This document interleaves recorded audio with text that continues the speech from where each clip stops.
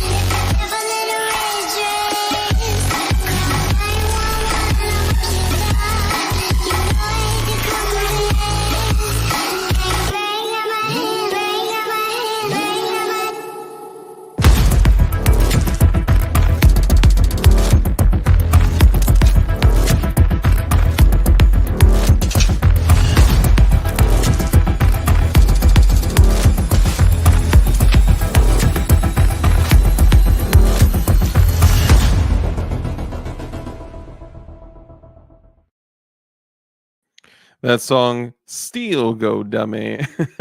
Appreciate you, TMC, in the building. All right, ladies and gentlemen, let's go ahead and get started. We got an exciting episode for those of you that are in the buildosphere, the printosphere, and just the little community that we've built over the years. The question among all of us has been, where in the world did Sabar go? Where in the world did Mr. Allegedly go? We don't know, but we're about to find out tonight. We're also going to highlight, of course, that Definition Knives is 100% up and running. There's already been a bunch of orders and a bunch of support from you guys. Every single order that's been placed so far, we've already processed. You should have gotten a notification that says, it's been shipped, but that just means that I've printed all the labels, and they're about to go out with tomorrow's mail. So thank you everyone that is supporting Definition Knives so far. Get yourself a super dope blade. Anyway, let's go ahead and jump into it. So first off, if this is your first time joining DLD After Dark, then welcome. I don't believe you because YouTube does not show my content to new people. If you are going to maintain that position, that this is your first time here, then welcome. You know what I'm saying?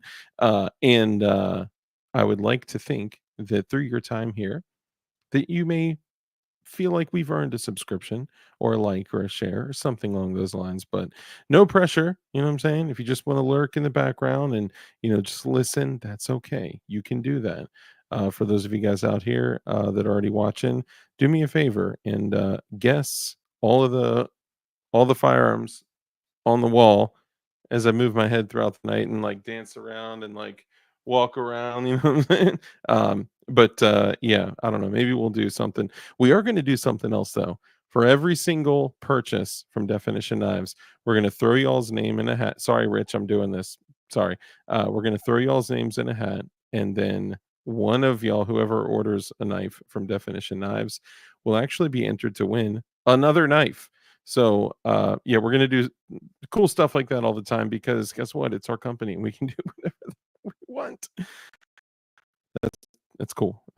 Anyway, for those of y'all watching this on replay the next day, the next day, do me a favor and drop a comment. Some people like to say replay mafia. Some people like to say recapitulation syndication, reheating the leftovers, or all the great witty comical things that y'all say. Do me a favor and drop a comment if you're watching the next day and the next day. And also let me know if you, when you're watching this on the replay, I want to know the truth. Do you actually let the intro play or do you skip through like the music in the comments? And I want to know. I know most of y'all have already told me like, dude, we listen to the music, the song rocks and all that. I just want to know, should I keep it in? Should I keep it in? I think like too many choices says, and it kind of goes hard, right? So it's like it's worth hey, yo, somebody just purchased an order from Definition Knives. Yeah, that's what's up. Appreciate you. Thank you. Is that you, Marconi? Did you do that? Did you do that? Oh, my man. Is that Marconi? Hold on, let me see. Let me see. Is that you? Hey, while he's got the stream playing, he processed an order on Definition Knives, man. Yo, my man Marconi. I appreciate you, man. You straight up D. Straight up D. Uh you know I'm gonna throw a whole bunch of stuff in there. I'm gonna throw stickers for all you guys, man. If there's like some type of like note or a way that I can tell that you're a dilder and not just like a, and you know I'm gonna throw it, provided that I got them. You know I'm gonna throw stickers and stuff like that in there. All right, let me put this in real quick. Oh, look at that. We're already demonstratized. Okay, so we'll go ahead and jump. Oh, also, Mm, actually, actually, so the typical DLD hardware stickers, these the Build More Gats stickers, the F the ATF stickers, we got all those right, but we got some newbies. Shout out to Sport Brand. He was the one that originally designed this. If I can find one that's small enough to, oh, whatever, we'll use oh, this is a small one. Check this out. Bam. Look at that. DLD hardware. Boom. Got the Kim Light American flag. Hey. So we got sheets and sheets of them. So yeah, if I know you're a fellow dilder, then I'll throw some other stickers in there. Uh, and then, of course, don't forget that we do have BAM, the other Definition Knife stickers, and BAM, the other Definition Knife stickers. So if you do place an order with Definition Knives, we will certainly bless you. Uh, all the knives are posted at 99 bucks and then they're reduced to the 59 to 79 bucks that we told you guys that the pricing was going to be. So if if you have any questions about them, let me know. The purpose of, well, we'll get into that later. I actually was talking to Sabar about that earlier as far as like why we've gone and done this as opposed to so many other things that we could be doing with our time. But anyway, let's go ahead and jump in. So first in the chat tonight was your boy P38 Wilberto, and P38 says that he had not been first in like 4 years, which is a really difficult thing to do because his channel has only been alive for like 3.5 years. So P38 Wilbur went back in time. No, I'm kidding. Bro, P38, congratulations on being first, my guy. I appreciate you so much. You've been here since day one, and I'm grateful for it. And for that, my man, you get a fist bump. Appreciate you. You know what? And a high five. A crisp high five. Let's go through. For all y'all that don't know, we usually take the next 10 minutes or so to greet all of our channel members, to welcome all of them, and to greet everyone that's here watching, because this channel, everything here, this is funded 100% the viewers and channel members. They're, I mean, aside from what would it be called? Like what's it called when you anyway, aside from engaging in business with Definition Knives and DLD hardware, it's the only way that the channel has any support to do things like put 2,000 rounds through the Anderson front line, or to put 2,000 rounds through the Shadow Systems XR920 combat joint. Anyway, let's get into it. So thank you all for the channel members. You guys get priority, superiority, and you get a shout out in the beginning. Bam. So let's go through and say what's up. Zanti Misfit in the building. Channel member, long time channel member. Zanti Misfit. We got Kurt 24 for show, the producer of the show. You already know. Appreciate you, my guy. And not only is he a channel member, but he is also a moderator. So put some spec on his name, I believe is what the kids are saying. Zanti Misfit, Zanti Misfit, Kurt 24. Hey, look at this.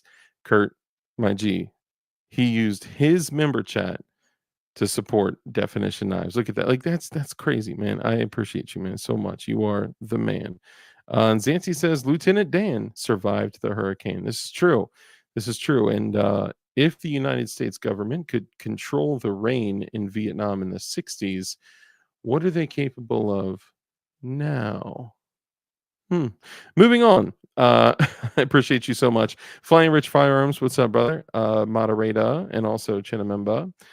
See Zanti Kurt 24 for show. Eric Stockbridge, who also placed an order with Definition Knives. I appreciate you, my guy. Thank you. Also Chinamemba. We got Marconi, who also just placed an order. Thank you, my guy. Appreciate you.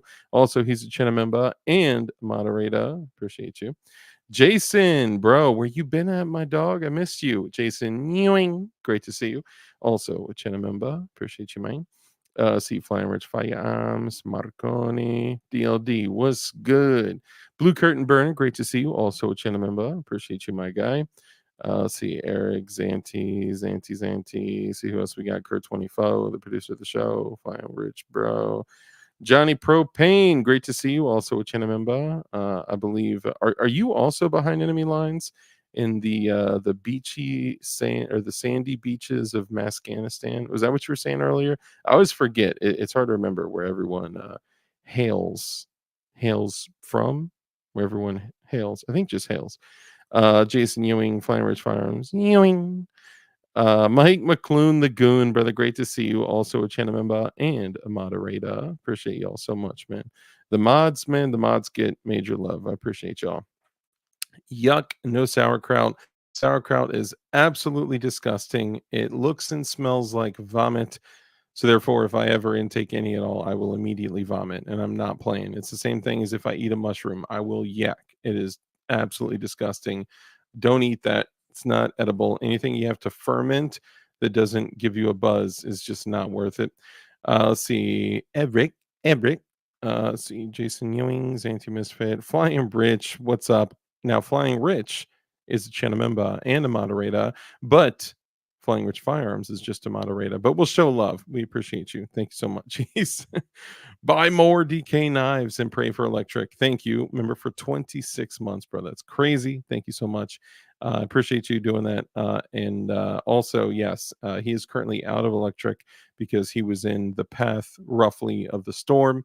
So anyone that has been impacted by any of the storms recently that the government steered that hit you, I would like to say I'm sorry, and I'd like to do something, man. Like, I heard that there were people out there that need pilots that have like stuff that they can fly, like they have like a plane that needs to fly or a helicopter that needs to fly.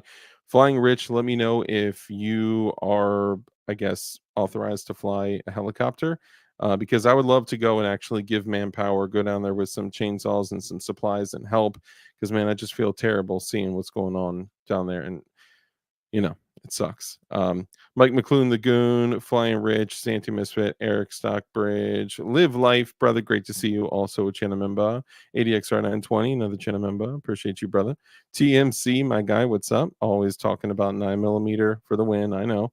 And the NFA is unconstitutional as applied to individuals. Appreciate you, brother. Thank you. Live Life, Santi Misfit.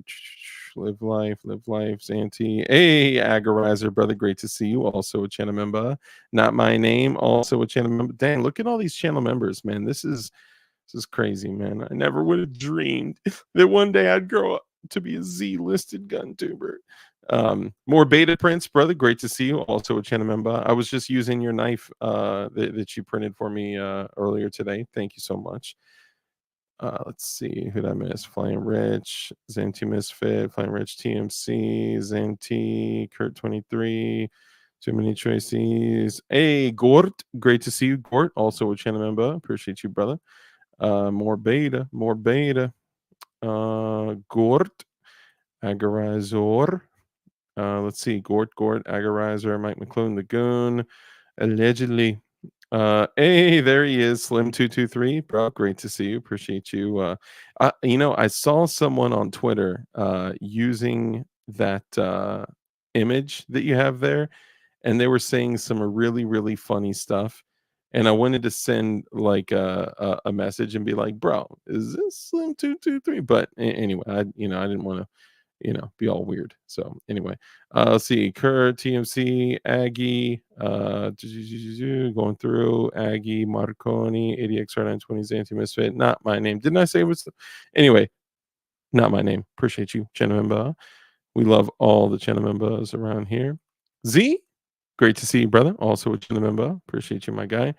Very cool stickers. Thank you. 2A boys. Shout out to you guys as well. Getting gifted challenge coins from the Trump administration and the White House. What? Crazy. TMC's anti-misfit, Aggie Z. Anti-misfit. There he is. Mark Tucker. Mopka. Great to see you, my guy. Eric Stockbridge. Zanti Misfit. TMC, Agorizer, Mark Tucker, Mopka. CZ. Hey, Shana member. Great to see you. Honestly, it's great to have you and Jason back in here. I missed you guys for a little bit, but I knew you weren't going to be gone forever. And thank you for hanging out. Shauna, Aggie, Mark Tucker. Let's see, Shauna Ewing, Tim Hopper. Great to see you, brother. Also a channel member. Appreciate you, my guy. Let's see, Bartom Fink. Boom. Great to see you. Hey, that AP5 is fuego. So this dang old contraption here, I'll tell you what, that was actually sent by your boy Big Fish. So I was able to take that ridiculous, still too expensive, but ridiculous, brace off of that thing, the SB tactical side folder that just makes it like literally twice the thickness and some. It's crazy. But yeah, man, I love this brace. And as soon as I put this brace on there, I was like, you know what? I kind of want to paint this thing now. If you don't have an MP5, you got to get an MP5. It is awesome. Barton Fink, great to see you, bro. How are all the Florida members holding up? I'd like to know as well. Johnny Propane, Shani Ewing, Kurt 24, Jason Ewing, Kurt 24, Jason. Let me just see. I just want to make sure I didn't miss nobody. Flying Rich, Johnny Propane, Zanti Misfit, TMC, Zanti Misfit, TMC, Zanti Gord, TMC. I just want to make sure that, man, I am super far back, y'all. My bad. Flying Rich, Johnny Propane, Z, Eric Stockbridge, Gord. Hey, there he is. Fluffy Bunny Arsenal, brother. Great to see you. Also a Chinamemba. Free CRS and Justin, because they are indeed political prisoners. And could you imagine? I just going through life, always feeling like each day is just a day closer to like the world falling apart. Could you imagine being held in a place like that against your will when the world falls to pieces? Oh man, I pray for them as often as I can, man. That's ooh. But you know what? He's making the best of it, man. I know he is, and Justin's going to be released soon, so I'm pumped about that. TMC Fluffy Bunny Arsenal. Hey, Rip Crow Readiness. Good to see you as well, my brother. Thank you so much. And everyone else, Lightning McQueen, great to see you. Red Dawn Readiness, aka Red Dawn Resistance. Great to see you. P38 Wilberto. Make sure you check out Red Dawn Resistance as well. He dropped a video on the Icky grips, and I think y'all would Love it. Dang, man. Hope that inverter is working well. Yeah, man. I hope all y'all in Florida are doing okay, man. MP5. Yeah. Yeah. I got a bunch of sub guns, man. But, man, that MP Fever is just something special. FGM, brother. Great to see you, man. Douglas Boing. Great to see you. All y'all. ANR. Damien Cristo. Great to see you. Mr. DB. Mr. Monica. Great to see you. Let's see, Lightning McQueen, Fat Gray Man. Who else did I miss? Toy Town, brother. Great to see you. With Rich's plane history and your tire history, maybe you both should stay put. Honestly, that is a fair assessment. I'm not gonna lie. Edge of the South, great to see you. If your sauerkraut tastes like pickles, do you not like pickles? If the sauerkraut tasted like pickles, I have no problem with it. I've also never tasted sauerkraut that tastes like pickles. I'm just saying. Stifler Manufacturing, bro. Great to see you, man. Great to see you. Wick Actual got hit by some of it, as I recall. He works with Johnny Glocks for those of you. Yeah. So Wick Actual is a friend of the channel. He's been on a bunch of times. And man, everything that he has personally put into helping others in bad situations with hurricanes, oh man, he should just be blessed and lifted up out of all this, man, because he's given so much to other people. Yeah, I'll hit him up and see if there's anything we can do. Fish, all the rest of you guys. M. Gabriel, great to see you, bro. Everyone else, if I missed you, man, then sound off in chat. I'll make sure we say what's up. But let's go ahead and get down to business. Let's get down to business. I ain't got no time to play around. What is this? Drew, great video. RDR, absolutely. Drewski, what a dooski. I can't believe that you went through and literally just clicked every single one of our knives and just bought. He didn't even buy launch one because that's at a reduced price. He bought each one individually. Bro, Drew, you do too much, and I'm grateful for you. Thank you. Man, I just yeah, I'm grateful for all y'all. Thank you. Let's go ahead and jump in. So if you know, we're already 22 minutes and I feel so bad. I'm like, my bad, Sabar. Um, if you know, then you know. If you've been around, then you know that our boy Sabar has been through hell and back, and he's been doing it all while doing his thing with printing and building and stuff to the legal capacity that he can, allegedly. But we're gonna go ahead and answer the question that everyone's been asking lately, which is, yo, where is Sabar? Where is he at? Like, where is Sabar? And the answer to that question is right here. What's up, brother? What's up, bro? How you guys doing? Hopefully everybody's having a great night. Shout out to everybody in Florida. Hopefully everybody is safe. Sabar is deported, bro. I got deported. You know, Yeah, I heard. Yeah, I heard that's messed up. you're in I got the T Joanna. What's it called? Yeah, I got deported back to California, bro. Where Isn't everything is legal except legal stuff, I guess, right? I don't know. California's weird. I'm that not happy at crazy? the moment. Yeah. That is crazy, bro. Like, if they basically let people shoot dope all over the streets and throw their needles all over the place, you can run around chief in a J, no problem.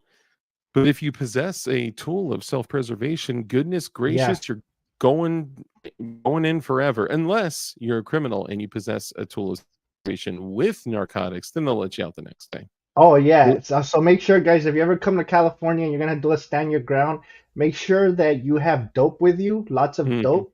Yeah. That way you could just blame it on the dope, and then you'll get out on bail and like do some drug programs or something like that. Yeah, yeah. So if you're Just coming say to I gotta California, yeah, yeah. That's yeah, a great just kidding. We don't give advice here, guys. So no, do your own I'm not thing. a lawyer. Yeah, As a me matter either. of fact, Cool, brother. I didn't even graduate, so I don't even have my GD, so I wouldn't take advice from myself. I like Uh, I like the way CRS Firearms would always say it. He would say, I'm not giving you advice. Don't take advice from me. If you take advice from me, you're stealing. Hey, shout out to Shout out to another him, bro. order from Definition Knives, by the way. Thank you guys. Yeah, Yeah, man. so where you been at? What have you been doing? How's everything going? How's life and all that stuff? First, I just actually introduce yourself first, I guess. All right. My name's Sabar Prince. Pretty much Mr. Allegedly, Mr. Juan Wick, aka Mexican Jesus, aka Mexican Ballistics. That was Rich.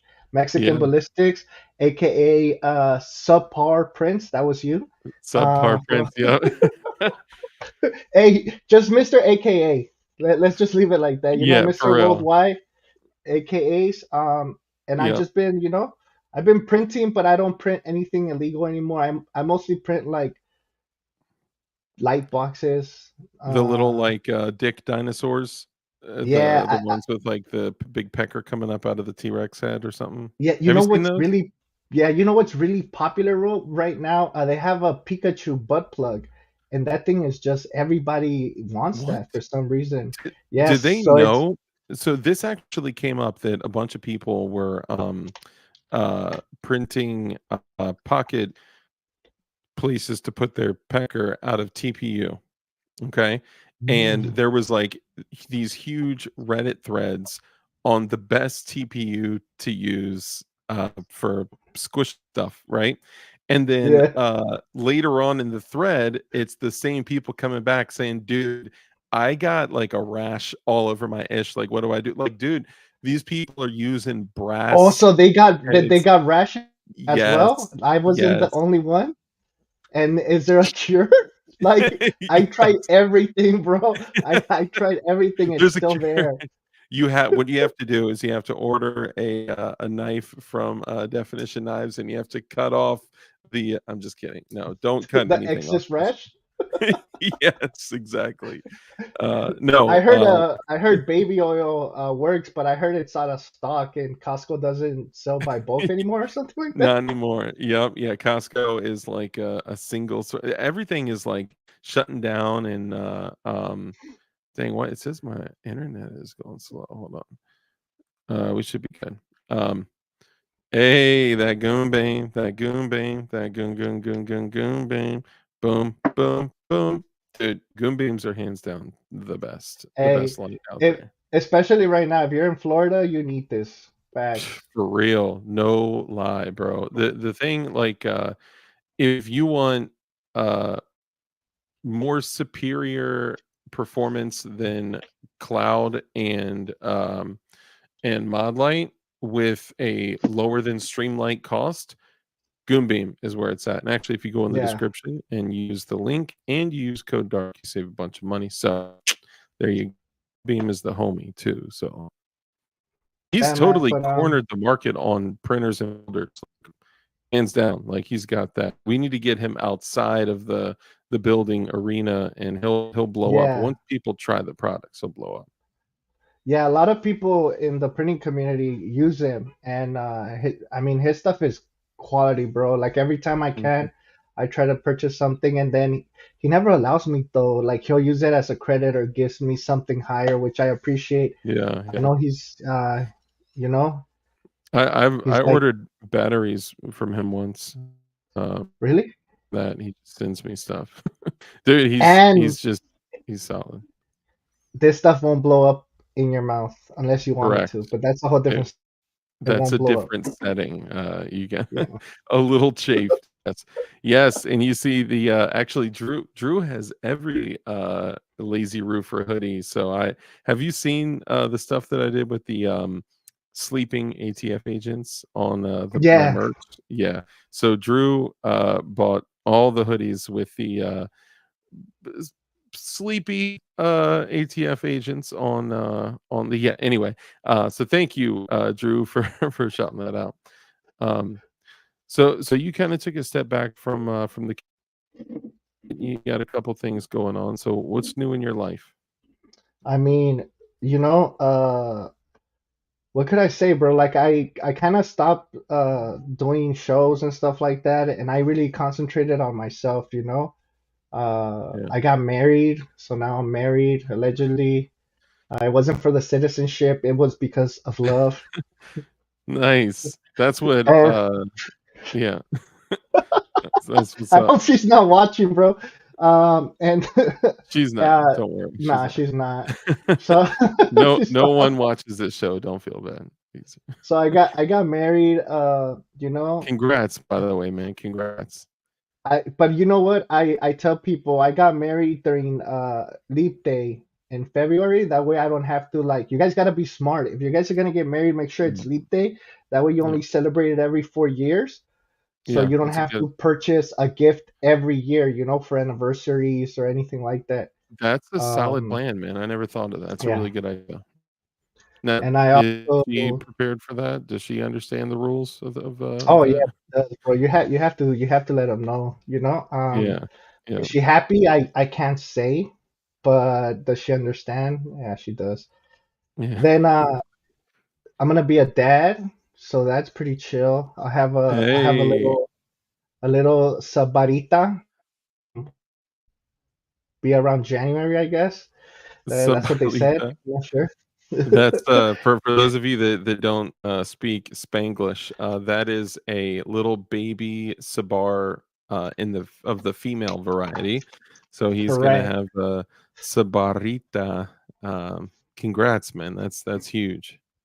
Yeah, and then I mean I've just I started a new job, so I don't do insurance anymore, which I mean it's pretty cool. Mm. I actually work in recovery now, so it's not, Yeah, it's yeah. it's We were something I talking about enjoy. that. That's so there are some new people here, believe it or not. Every now and then, some new people join the channel. It's rare, but there are some new here. And for the people in here that don't know who you are, we had been honest about both of our road to recovery in the past, and issues with substance abuse, and have even done shows in the past about um the merging of the two worlds of substance abuse recovery and firearms, right? Like that's Yeah, correct. a touchy subject to some. And in having those conversations, we've been open about our recovery, and your road to recovery. And um I was really happy to hear that you actually sought out employment in the world of recovery. Do you want to kind of talk a little bit about what you're doing? Or you don't have to get too much detail, but Yeah, whatever you're so comfortable with. pretty much, man, like when I went into my hiatus where people Mhm. were looking for me and they had that milk carton, where is Sabar? I was Yeah. I was dealing through like some I was going through some dark stuff, and I ended up finally admitting that I was, I guess, an addict. Hmm. I am an addict actually. So I finally admitted I got help and I went to a rehab. I didn't go to no fancy rehab, like with nice beds and people catering to you, because I didn't have insurance or I didn't have any money. So I went Hmm. to this place, and I tell people the recovery home I was at, or the recovery place I was at, had bed bugs, but we didn't have no beds, bro. Dang. Dang. Hey, That's all I'm gonna say. but you got clean though. Yeah, so that helped me get clean, and when I got clean there, I pretty much kind of became lead. I was the lead, like pretty much in charge of the house, right? Hmm. So I was pretty much taking care of the house, dealing with everybody else, trying to have people not leave on me, trying to like talk people down while they were detoxing. We didn't give out any medication for detox, so you had to detox cold turkey. There was no subs, no Valiums, no nothing, bro. So these people were going Dang. through it. Dude, Um, that's brutal for anyone out there that yeah, knows or doesn't know. Maybe you have a loved one going through it, and I've been there too. I've been the one with loved ones going through it before I personally understood it. Like, why can't you just stop? Why can't you just get clean? Why can't? And they don't understand the pain, the discomfort, and the lack of the ability to live a at least something remotely close to a normal life. So that's um Man, you know what? I just realized that people are gonna say that my title is clickbaity because I put the Glock is overrated. Well, we will touch on that later on, but um, yeah, we sorry, want but we don't want to get shut down too quick. We gotta, BS a little yeah, bit till we got they to work leave. our way up. Yeah, exactly. But yeah, I But mean Glocks are that's overrated, brutal. bro. They're super overrated. Those guns don't even work sometimes. It's just like you have to get a P80. Like if you don't have a P80, bro, and it's P80s or nothing, bro. Like go, P80s, printed frames. Oh, there's yeah, just something special about building. Even it's honestly, even like in the OEM guns that I run, almost all of those were just frames that I got that I assembled an OEM Glock. If I'm not building, I'm assembling. yeah. I mean, you have to. I think if you're a real man, bro, you're not gonna let another man touch your gun. You're the only one that's touching your gun. Yeah, And facts. if you're gonna shoot yourself in the penis or have a misfire, at least it's because of you, not because another man is shooting your penis because he didn't build the Very gun good point. correctly, right? Yeah, very So good point. Yeah. If team oh, hashtag shoot your penis off. You're a real man. yeah. But then you'll no longer be a real man. But that's a good point. It's a good point. Oh dang.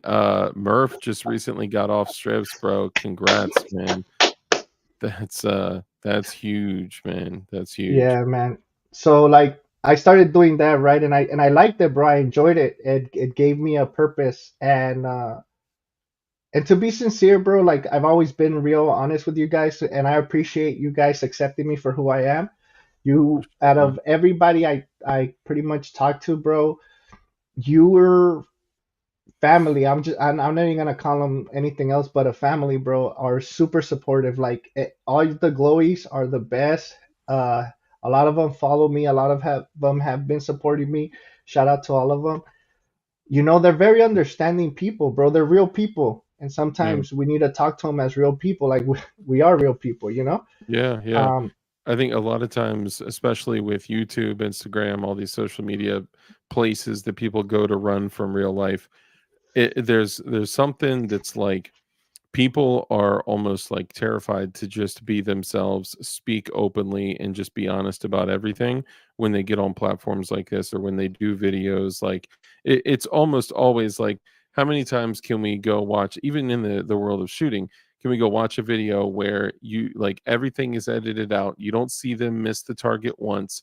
They're running their gun crazy fast, flawless, and like, no, dude, like when we're no penis are getting shot off. Come on, yeah, bro. not even one, like it's just like, dude, come on, just and I think this is why a lot of people don't do live content. Like just show up, have a conversation, be real, and people will build around that when you're just authentic and real. Shout out to Murphy Law, bro. I love that guy, man. I still owe him a Damn. football light. A football light. Oh wait, was it a football light? Football, like what's a football like? These little like light boxes that I make now. Oh, you make light boxes? I still got the pencil the Oh yeah, pencil bags. Yeah, dude, that was dope, man. yeah. Those were like like just limited edition. So certain people only have them, and I'm done with them. My Uh, daughter has one, bro. You put my yeah, daughter's name on one. That was awesome, man. with the sparkles. Yep, Did she with the like it? sparkles. She doesn't like it. She loves it. Uh, Yeah, yeah. so so Hey, yeah, Murph man. Dog. Sorry, just real quick, I Yeah. want to address this. He says, this group helped me with my wife's death and through his addiction. Bro, big ups to you, man. And that's it's you, right? But it's you being in the right environment of supportive people. That's super important. But don't ever cut yourself short for what you've done to work your challenges in your life too. Yeah, and I'm a true believer that everything happens for a reason. So when I Hmm. was working at that home, giving back for them, giving me my life back pretty much. Um, I think a lot of us that have gone through addictions or any type of loss or any type of desperation, Hmm. we forget when we were at our lowest Yeah. that we got on our knees, because I got on my knees, bro. I got on my knees and I cried and I prayed to God and I asked him for a favor. I asked him for a favor and I told him I would give him whatever he wanted in return, bro. Like Mm, that's how low I was. I remember getting on my knees, praying myself to sleep, telling God that if he gave me the strength to stop using, if he could cure me from my addiction, from my deceased that I would do whatever he asked for. And Wow. Wow. and I know what he wants, and he wants me to help others, you know, Yeah, be there for others, and with my experiences and what I've been through, share my story so others could understand that I'm gonna be 2 years sober in December 26th, bro. Two dude. years sober. Um, Amen. Amen. That's huge, man. you know, I've been an addict since I was like 10 years old, bro. It started off Yeah, with alcohol, from there and moved up, and I have everything I've asked for, bro. Like I don't have any, like, you know, God knows I'm a dumbass. Like God knows, like God tells me, Sabar, you're a idiot with money, so I gotta give you your weekly allowance because you're stupid. And I understand he's right, bro. I'm a dumbass with my financials, so God is only gonna give me little by little, and that's what he's giving me, bro. He's giving me mm, monetary little by little what I need to survive day by day, but spiritually and family wise, he has blessed me like I've never been blessed before, bro. yeah. Friendships, just, you know, making amends with my daughter, Family, that it, a new child, bro. a That new that's child, bro, a new son, bro. You know, I lost my son. For those that don't know, I lost my son from a overdose to fentanyl. Well, it was a Xanax that was laced with fentanyl, and he, you know, he gave me a second chance with my son right now, with my wife's son. You know, to be able to be like, okay, let's see if you're not that messed up anymore, and see what you could do for this little boy. You know. mm, wow. So how's your relationship with God now? How are you doing now?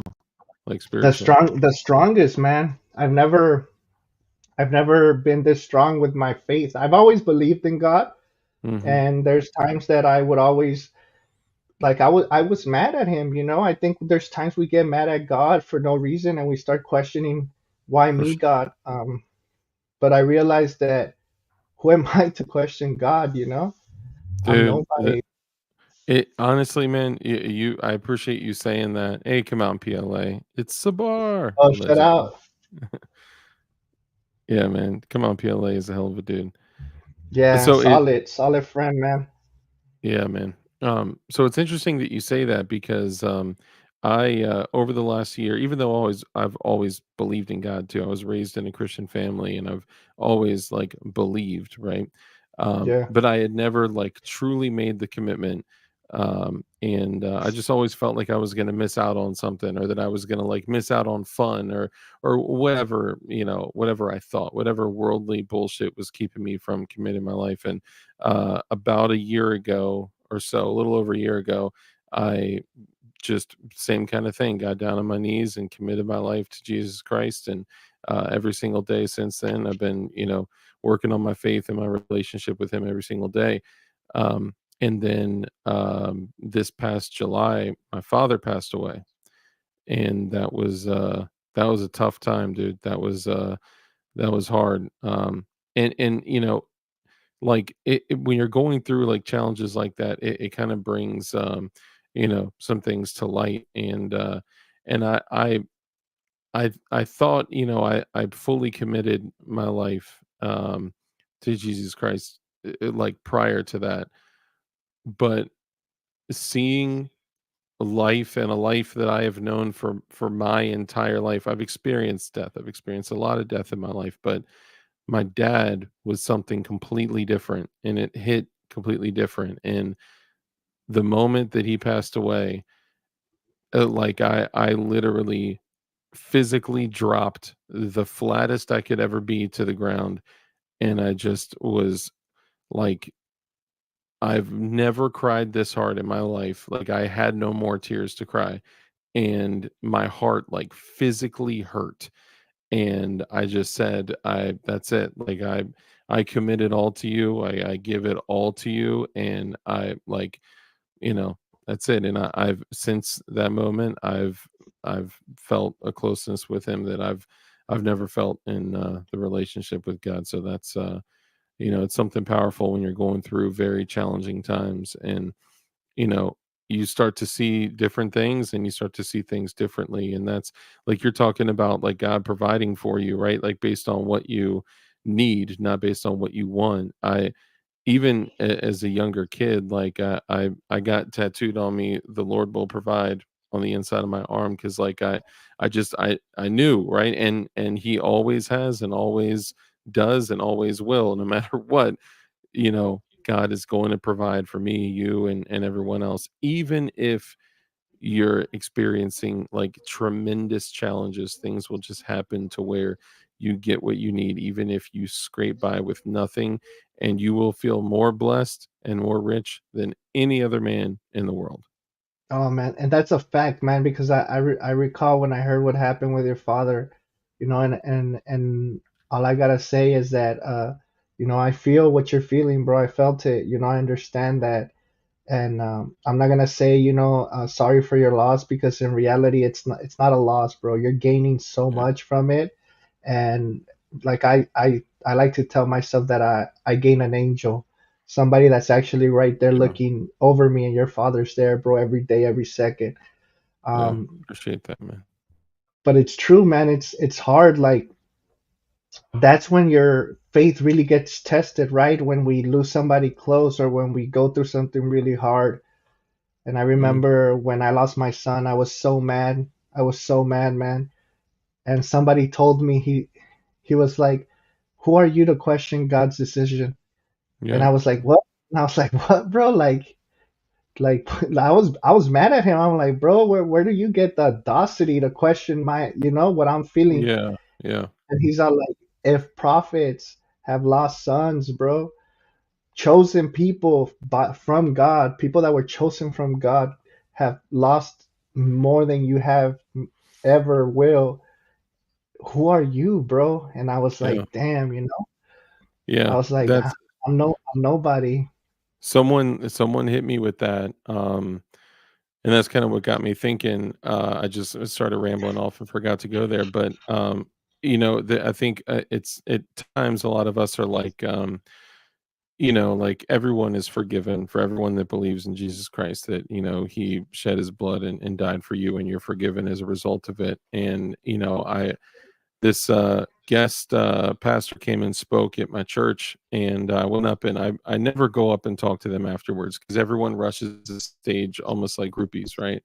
And I never done that, but this time, like, I just felt like a connection with the guy talking, and I went up to him, and started having a conversation, and I was saying, like, I know, like, I know that God's word says that I'm forgiven, right?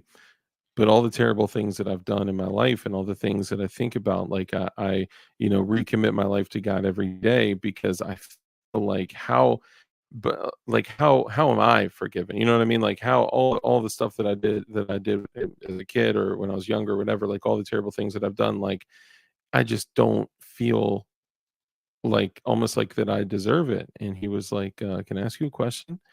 And I was like, "Yeah, sure." He said, "Who do you think you are?" And I was like, I think he said, like, "Who in the world do you think you are?"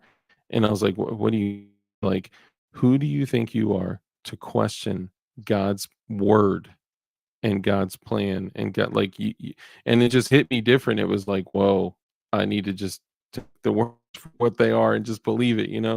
And it's kind of an interesting process of like realizing, like, damn, like, this is ego. It's ego and pride that's like, yeah, I know you say you forgive everyone, but me, me, I'm bad, like, it's like that ego and pride just gets in the way, like it does with so many other things. But yeah, man, I'm glad to hear all of all the blessings that and everything that's happened in your life, man. That's awesome. And now so here's a crazy thing. You prayed to God to ask for strength and courage to break through addiction and to heal you from your addiction. We're all always addicts, even when we're in recovery. And now, this coming up November 5th, I'll be clean for 14 years, which is crazy. Appreciate you, man. Amazing, Thank bro. you. Thank you.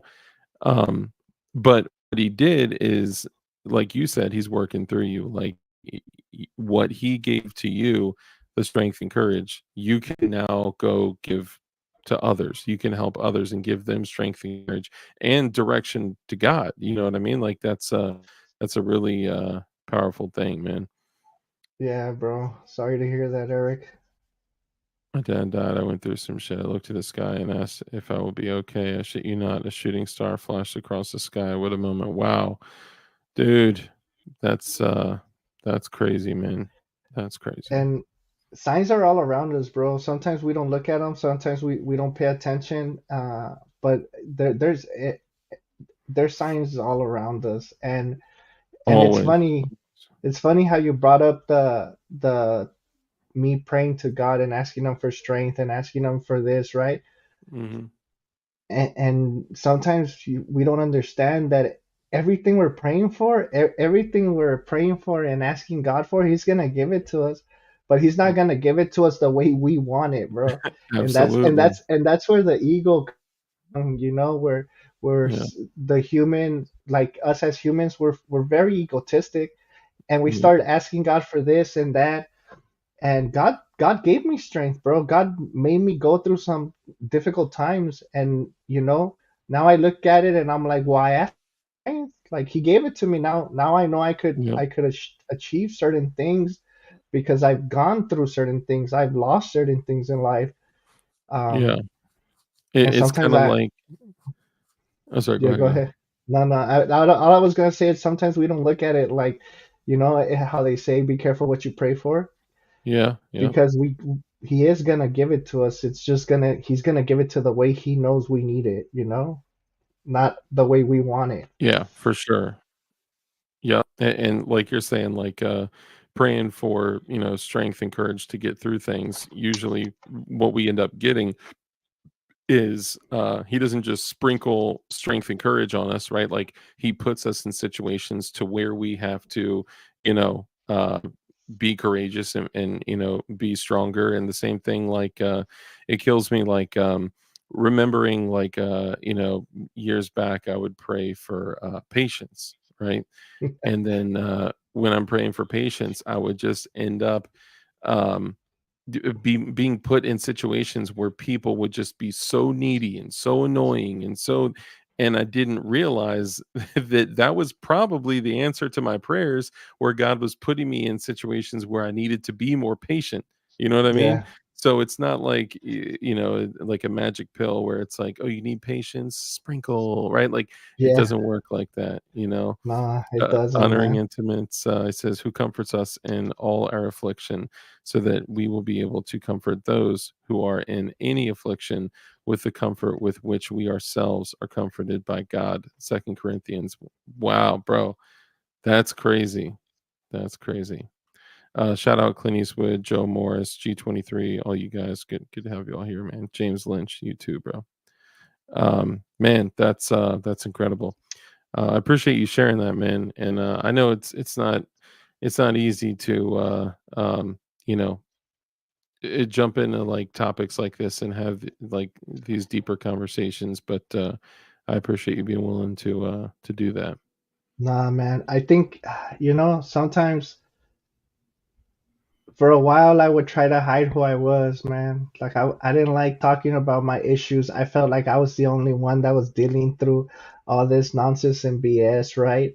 And I Hmm. remember coming to your show. I remember me and you talking like backstage, certain shows we would just start talking, and we Yeah. would I mean, if it wasn't God bringing us together, I don't know who it was, because I Yeah. remember I opened up a lot about certain things in your show, and I think you opened up a lot, and I Hmm. we really didn't know how I was gonna take it, because it was always about, we would start off with conspiracies, right? Yeah. Yeah.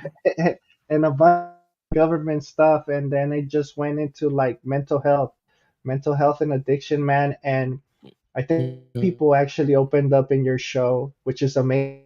A lot of the ended up sharing with us, which is Hmm. amazing, bro. It's just like it's Yeah. something beautiful. It is. Yeah. And that's like the crazy thing is that talking about this kind of stuff and just totally opening up and saying, I've dealt with substance abuse issues. I'm an addict. I'm in recovery. I mean, for a lot of people, that is a bruise to the ego. So like it's difficult for a lot of people to talk about that. And I found it comforting that like when we would talk about that stuff, not knowing how it's gonna be met, like, people don't imagine going to, like, let's call it a gun channel to have conversations about drugs and substance abuse and recovery and getting clean and all that, but it's not only did people stay, we had more people staying than, like, any other, gun conversation, and almost every single person in chat that was talking, it was either saying, "I'm going through this, gone through this, I have a friend going through this, I have a family member going through this, or I've lost this person," that like it touches everyone in one way or another. It touches everyone. And even if it doesn't touch you directly, for the people out there that are just listening, like, I don't know what it's like. I promise you, if you held up both of your hands and you counted the 10 closest people to you in your life, somebody has dealt with, is dealing with, or is sadly likely going to deal with some type of serious substance abuse issue. It's just the way that that our world is nowadays. Shout out to whoever just placed an order with Definition Knives. Thank you guys out there. Appreciate y'all. No, Definition I Knives mean, is up and running 100%. you're correct, bro. And I think to be honest, it's just gonna get harder. Like it's. I think that's why at this moment we're talking about what we're talking about and we're going through what we're going through because synthetic drugs are everywhere, man. Yeah. And Yeah. there's people that show up to treatment and they're like, "Well, I only did this," and then all of a sudden they get tested, and fentanyl comes up in their system. There was a person that I was dealing. He's always done pain meds. Like he's never gone outside of pain meds. He's been prescribed by doctors. So he said it was getting to the point where, in order for him to be able to make it with the prescription he was getting, he went to Mexico and started buying tramadols, right? Mm. And he's all like, "Man, I started taking these tramadols from Mexico from a pharmacy, and the tramadols were working better than my Percocets." And I'm like, "What?" He's like, "Yeah, man, so I'm like, man, I'll just take the tramadols." All of a sudden, he ends up getting sick, bro, once he stops taking the tramadols Yeah. because they had fentanyl. The tramadols had Yeah. fentanyl, bro. Yeah. Yeah. Dude, and that's even if there was any real tramadol in there, tramadol is one of the more dangerous synthetic opiates to take because you're talking about like just reading like the warnings on tramadol. It's like if you take this or much past the dosage of X amount of milligrams, it's likely to cause seizures in like more than 50% of people. And even if it doesn't cause you seizures, stopping the medication after a certain point can cause seizures. Yeah. It's crazy. It's a very very dangerous medication. But yeah, even especially out there where regulation is like nothing. Of course, there's going to be fentanyl and alprazolam and like all this other crazy stuff in there. And here's the craziest thing, bro. Being in recovery, and we'll get to guns shortly, y'all. So just hang tight. And throw a one in chat if you don't mind this conversation and are still enjoying yourself here. I'd For love real. to know. Or type a two if you want us to change topics. But a really interesting thing is like watching the world of like cleanliness, sobriety, like recovery, whatever you want to call it. Um, I would watch people come into because I kind of started to be like a, I guess, sponsor in the Mike Juan. McClune. Juan. Oh, dude, that's dang. Okay, that's crazy, bro. One, one, one, one, one, one, one, uno, one, one, one, one. Rusty Shackelford, brother. Great to see you, man. Great to see you. Oh, Dark Red Rusty's in the M9. house. Yeah, man. I haven't Shout seen out to Rusty him, man. yesterday. Juan. One, one, one, one, one. Dude, this is That's beautiful, man. insane. Órale, Juan. Órale, vato. But what I would notice is that like people would come in because they would have been like eating like Percocets or Vicodin or something like that. And then they would come in for they would just be like uncomfortable, right? They're not like, let's be real, they're not really sick, bro. You're Mm. like 20 milligrams of Percocet a day. You feel like it's like terrible, bro. Like you feel like I am in absolute pain, hell, and agony without my, 3 or 4 5 milligram perks each day, right? And then they Yeah, would give these people 16 mgs of Suboxone each day. And I'm yeah. like, bro, like when I got off of a bundle a day of an IV heroin usage, like I went to 16 megs of Suboxone a day, right? Like they are pumping these people full of bupe, and buprenorphine is like what 100 times more potent than morphine. So, but And it's the got withdrawals are insane. brutal. You feel every milligram. You feel every step down. It's still here we are, nearly 14 years later, and I'm still on forms of medication for recovery. So yeah, bro, it's drugs and guns. Yes, there you go. Um, Kurt 24 is going to sleep. Shh. Take care, Kurt. oh, good night, brother. Hey, thank you so much, Kurt. You're the man. You're the super duper man. Appreciate you. Love you, bud. He is single-handedly keeping bamboo in business by the orders he's been placing.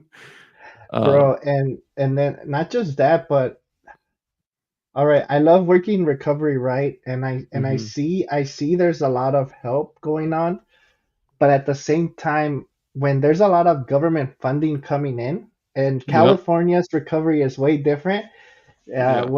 and I don't care. I mean, I need to talk about this because this has been bugging me, right? When there's a lot of government funding coming into these Yep. recovery homes, recovery places, sobriety homes, things are Mhm. gonna, money is always gonna change stuff around. Yep. Um, and what I've noticed a lot that's going on is there's a lot of we call them hoppers, right? It's just Yeah. people that are hopping from like out of state coming to California because they've never been to California and they want, oh, well, I'm gonna go to treatment, and then they get stuck here and they don't have Mhm. anywhere to go, so they just hop from recovery center to recovery center. Half of these people just are there because their insurance is paying for it or the government's paying for it, Mm. and they're getting high at the same time because they're not working recovery. So Yeah. it's just, recovery is once anything that the government gets its hands in and starts funding is always gonna there's Always. always gonna go to shit, bro. And Always, it's bro. absolutely, and this has happened, look, all over the country. This has happened everywhere with policing, right? This is why, small town sheriffs have MRAPs and plate carriers and machine guns, and they're like police, just regular, police in duty are in full kit, right? This is what, and there's a federal program that once, and they actually have to agree to do certain things, which is crazy, to get federal funding with clinics, medical, like doctors offices and all sorts of stuff like that. But then also look at like federal funding with disaster relief, and like what a shitstorm, no pun intended, that's Yeah, become, like bro. And, it's and not just okay, let's talk about this immigration. Like, you guys oh need to bro. understand why. I'm fucking. I'm Mexican. They can't say shit about. I'm not being racist. I'm No, you're Mexican. you're right. Yeah. Oh, and and yes, Fat Gray Man, I totally agree. And one of the reasons I've gained like 60 pounds is because of the medications that I'm on. And every They single person that I know that is on Subutex, Subsolve, like whatever, some form of buprenorphine, has gained weight. The people Yeah, that are on it like long term, they've gained weight tremendously. It slows down your bro. metabolism, your Mm, digestion. Doesn't matter how much you work out. I've lost some weight, but it doesn't matter. It doesn't matter how it much you won't go work out, away. your diet, or nothing. And until you It are won't. completely off, it doesn't start to go away. And the thing is, it sucks, bro, because you're so dependent on this medication that if you're gonna stop, dark, your whole life stops, bro. your whole Yep. life. Like, and you've built this thing and it kind of sucks, and that's what kind of keeps you from not doing it, you know? I had to Yeah. go missing for months, bro, like almost a year Yeah. to, and I kicked the method on, and that was like, that was the That's worst, that's brutal. That's brutal. you Hey, know? chessboard, good to see you. But I mean, immigration's the same thing, bro. They allow all these immigrants in the cities because Mhm. these California's getting man funding. You know, they were allowing homeless because the more homeless you get, the city gets more money, and this money's Yep. not going to help the homeless. This money's going in somebody's pocket, bro. Yeah. Just like I think right now the best type of form of government will be like small government, not big. Like the federal government should get involved in shit. Like if Yeah. the state, the counties, and that's it. But everything's about federal funding right now, and I'm pissed, bro. Like there's places like why do they have to wait to get any type of FEMA funding? Uh, because of Congress, but then the Ukraine needs this much money, or even Israel needs Mhm. this much money, and it's okay to just give it to them without going.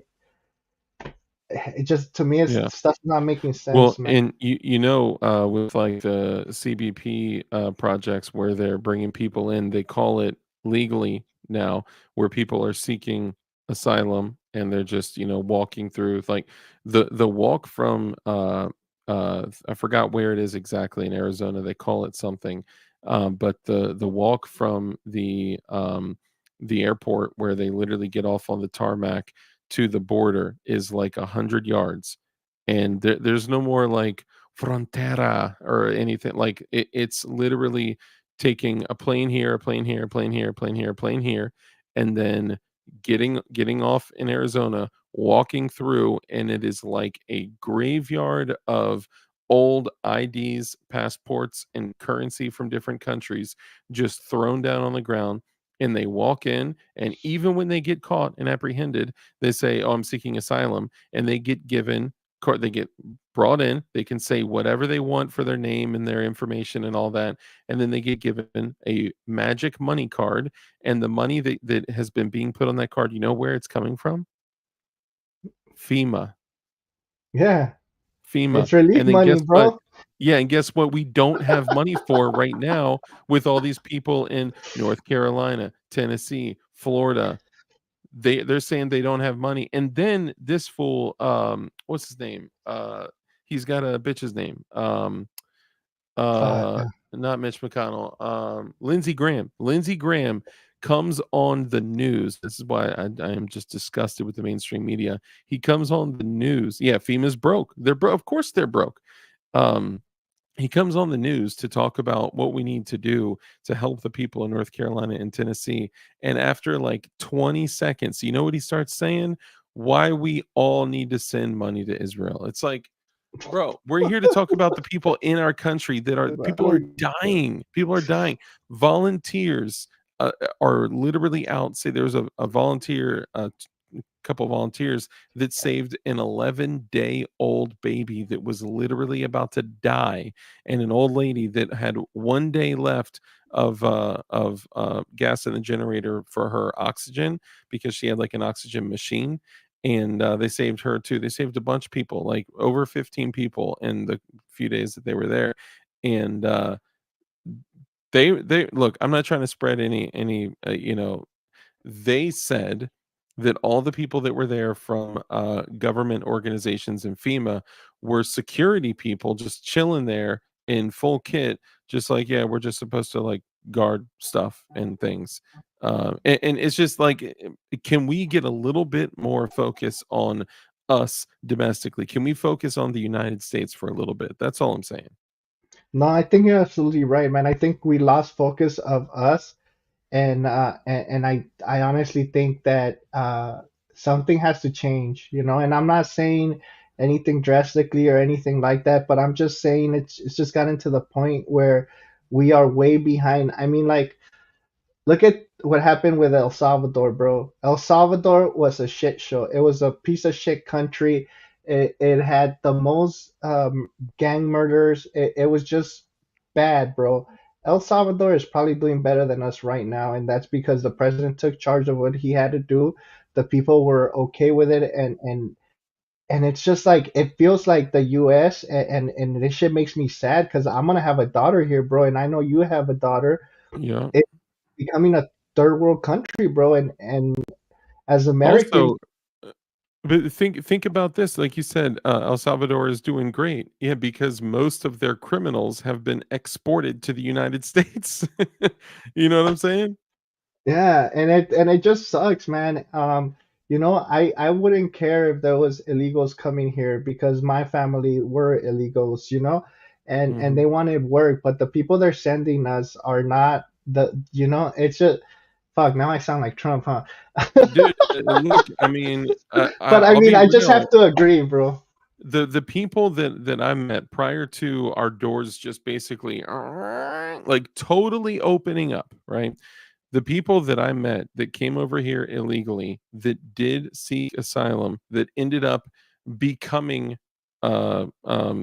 citizens, which is not easy, right? To come over here illegally, seek asylum, and then ask to be, become a citizen. That is a very, very difficult process. But the people that I knew that like came over here on the frontier, that literally marched through, you know, terrible conditions for days and days and days. You guys remember the grape trees where the girls that were on the frontera with you know uh, all the dudes coming over here, the coyotes would have their way with the girls there and then Yeah, take their draws and then throw them up on the trees as a landmark celebrating the assault, the essay of essay of the sorry of the girls, right? Like that's so bad, man. Like that's but the nah, people that I man, met that came over here in that way were the hardest working, most honest, just like good, bro. like good people, you know? So people need to understand there's two ways people are getting here. One way they're getting here with their own money. They're working there so my barber, right? He's from Venezuela. And I talk to him, man. I'll be like, "Hey man, why did you come here? Blah blah blah." Hard working guy, man. He's amazing barber, working his ass off. And he told me, man, it took me 10 days to get here, man. Like I've struggled. I'm work as soon as I got here, started working. I've been working since I've been here. And he's all like, and I all my money I send it back to my family. He's like, but then there's other people that get paid to come over here, and I'm like, what? Yep, yep. Like, yeah, man, they get transported over here. They get paid, and they get they get like schooling where they tell Okay, them what to say, how to do it, and he's all like, and those are the people that I mean are making it bad for us. And I'm like, I understand that. I get you 100%. And he's all like, but yeah, man, like if it sucks. It sucks that if certain people are taking advantage of the system, and a lot of the times it's our own government that is actually paying for and funding these so caravans, bro. so tell me this because this is what I heard and I didn't know. I have no way to actually confirm it. But there used to be kind of like more of an underground movement of like, yo, you want to go over to the US? And then like they would pay a coyote like 5-10 grand and then, like per head. And then they would like stack up. Some of them would have to bring, if they're working with the cartels, they would have to bring stuff over with them and all that, right? But like it was basically like low key, right? Yeah, It wasn't like openly marketed. What I'm hearing now from people that know people that have gone to the border and have gone to the other side, like in Tijuana and all that, yeah, they're saying that they're basically open migrant camps where they are like driving around and riding bikes around and they're not like low key having conversations. They're like going and seeking out people like, yo, do you want to go to the US? You want to go to the US? Okay, 4 grand, 5 grand, 3 grand, 2 grand, like taking less money. bro. They're No, no, taking they're not even charging. what? They're not charging. All right. So this Because and this like multiple sources that I've spoken to, right? There's two ways. people are coming here. There's the way where you said that people are saving money. The families are like, okay, man, we're gonna give you all our savings so you could go over there, work, send this money back. And those people are fine, bro. Those are the people that are working, building their lives, trying, like, providing, paying taxes, trying to get Mm. everything, working to get their visas while they're here, so they can start paying. Usually not committing crimes. Like Yeah, exactly, bro. usually Just not. regular people, bro, that want the American Even dream, though bro. I will, my bad not to cut you off, but just to add really quickly, even though I of course acknowledge that simply crossing the border illegally is a crime, I'm not taking that away from it. I'm just saying it's different. But sorry, go ahead. Yeah, it's it's not it's they're not really like asking for programs, nothing like that, bro. And then there's the other people, bro, where they're getting brought over here, they're getting paid in caravans, they're getting taught at these special schools what you're gonna say when you cross the border, how you're gonna apply for food stamps and all this stuff, housing, how you're gonna say that your kid has a learning disability because then you're gonna get uh, SSI, More or money. like, So yeah, and everything. So now there's just a group of people that are telling you, okay, when you go to school, how many kids do you have? You tell them your kid is this because now you're gonna have money. Blah blah blah. Why do you think that special needs has grown like for kids now? Like it's not that many kids are like, if you notice, they're getting all these surgeries done. Oh, my kid is that. They're doping up the kids on pills, bro, teaching them what to do, how to apply for housing, how to say that they're either refugees, they're trying to get killed over there or whatever, mhm. or that they're even teaching certain women, bro, to come here, get in a relationship with a national, with somebody that has a citizenship, and then make a match so he could hit you, and now you could apply to get emergency citizenship. So yeah, and what I'm hearing is that there these coyotes that used to like be either employed by or work for like the cartels or just kind of work like on their own.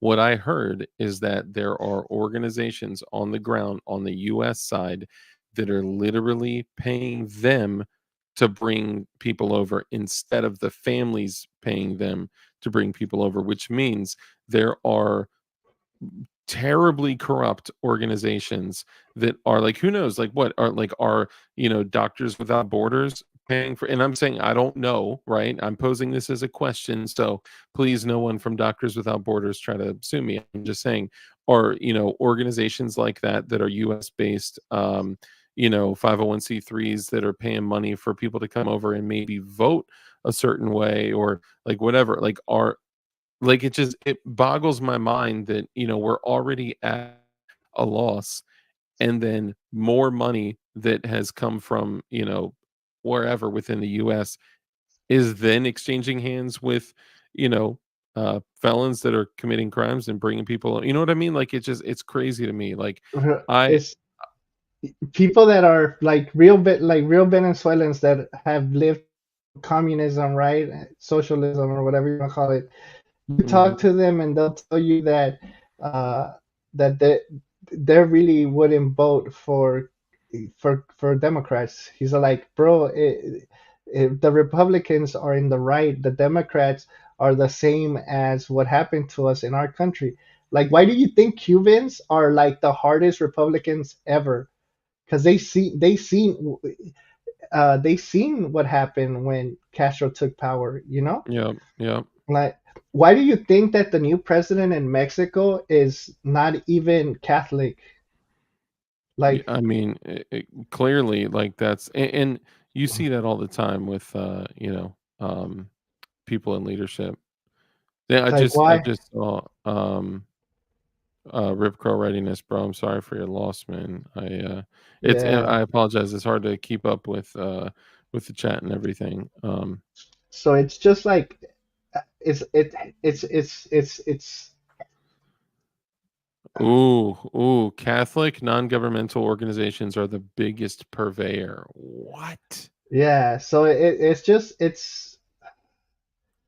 to be honest, bro. Dang. It's a spiritual war. Like it's a spiritual fight, and it's just blatantly out there. And I think what they're trying to do to America is they're trying to make us forget what our our values stand for. culture, our Yeah, values, yeah, remove God from, our culture. And they've done a very good job at that.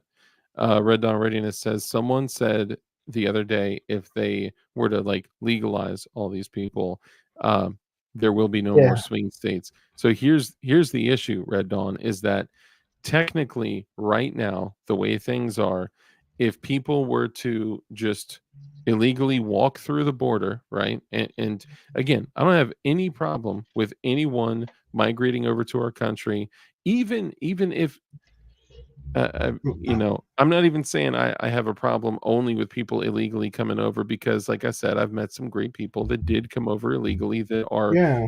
great people that have contributed to the country, right? But um, the The thing way that is, these people are coming over, when they come over and they illegally cross, and they're doing so in droves and droves and yeah. droves Okay, nonstop. look, Dark. The thing is that this boom we're having in immigration is not Mhm, economical boom. You know, a lot of our immigrations mhm, booms we had that where people were coming here were actually for the growth of the economy, right? And mhm. these are not. We're being attacked, bro. This is an attack Yeah, we're American draining soil. resources, and instead of people coming over and, you know, like increasing, or like giving more to, the economy, or, work or certain jobs or whatever. It's just draining funds from the government, and Correct. nothing else is being contributed. But what I was going to say is that for people to understand, when we're saying people coming over here illegally, technically in the eyes of the government right now, if people walk over the border illegally and say, from whatever, like, class or school, they're getting schooled by Yeah. people of what to say, if they say I'm coming over here to seek asylum because my life is at risk over there, the moment they walk in illegally, they are lawfully allowed to be here when they're seeking asylum.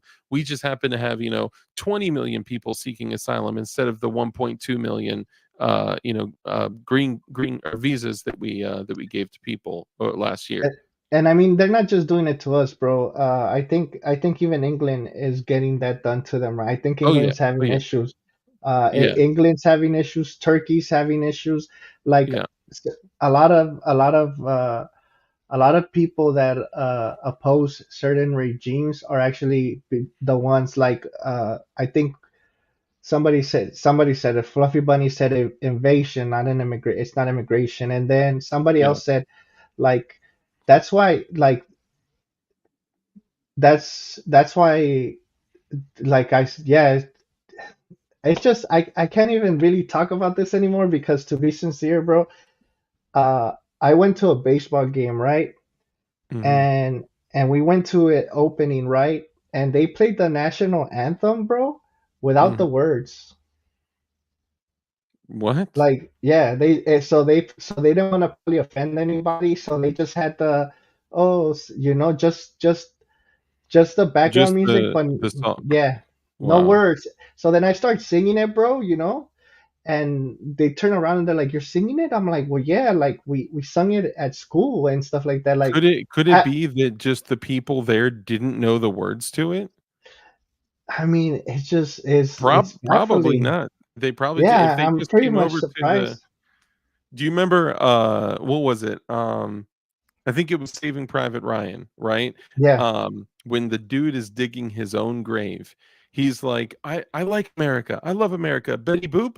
He was digging the grave and he says, "Oh, say, can you see? Oh, yeah, say, can you see?" Like he's only singing that like that. Like that's all they know, It's yeah, like yeah. if you're not It part of was the environment and the culture, and that, like, you don't know. I think it was probably because the people there don't know. They don't know what it is. Did they have like their hats off and hands over their hearts or like no, anything? they had the hands over their hearts and stuff like that, but I just think uh it's such a taboo to be American now, like to be proud of where you come from and what's like, I tell people, man, all the time. I tell them like, my father came here with nothing and gave Mhm. us the American dream, bro.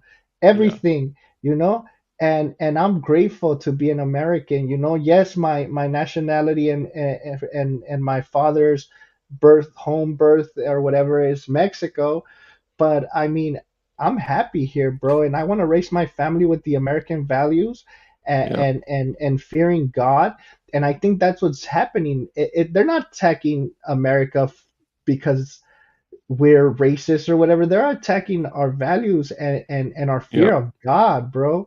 Hmm. And I think that's what they're scared of. And I think they know that we're one of the last countries that have guns, Yeah. that Yeah. that are allowed to have guns, because this election has been attacking our gun rights left and right, and people are Yeah. concentrated more on P Diddy buying a bunch of baby oil, I know and it. I know it. Yeah. maybe they just did the harp thing in Florida so his home could get the tunnels, washed off Uh, and cleaned out.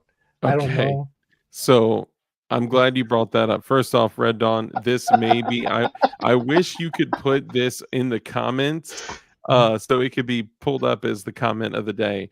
Jose, can you see the border is open?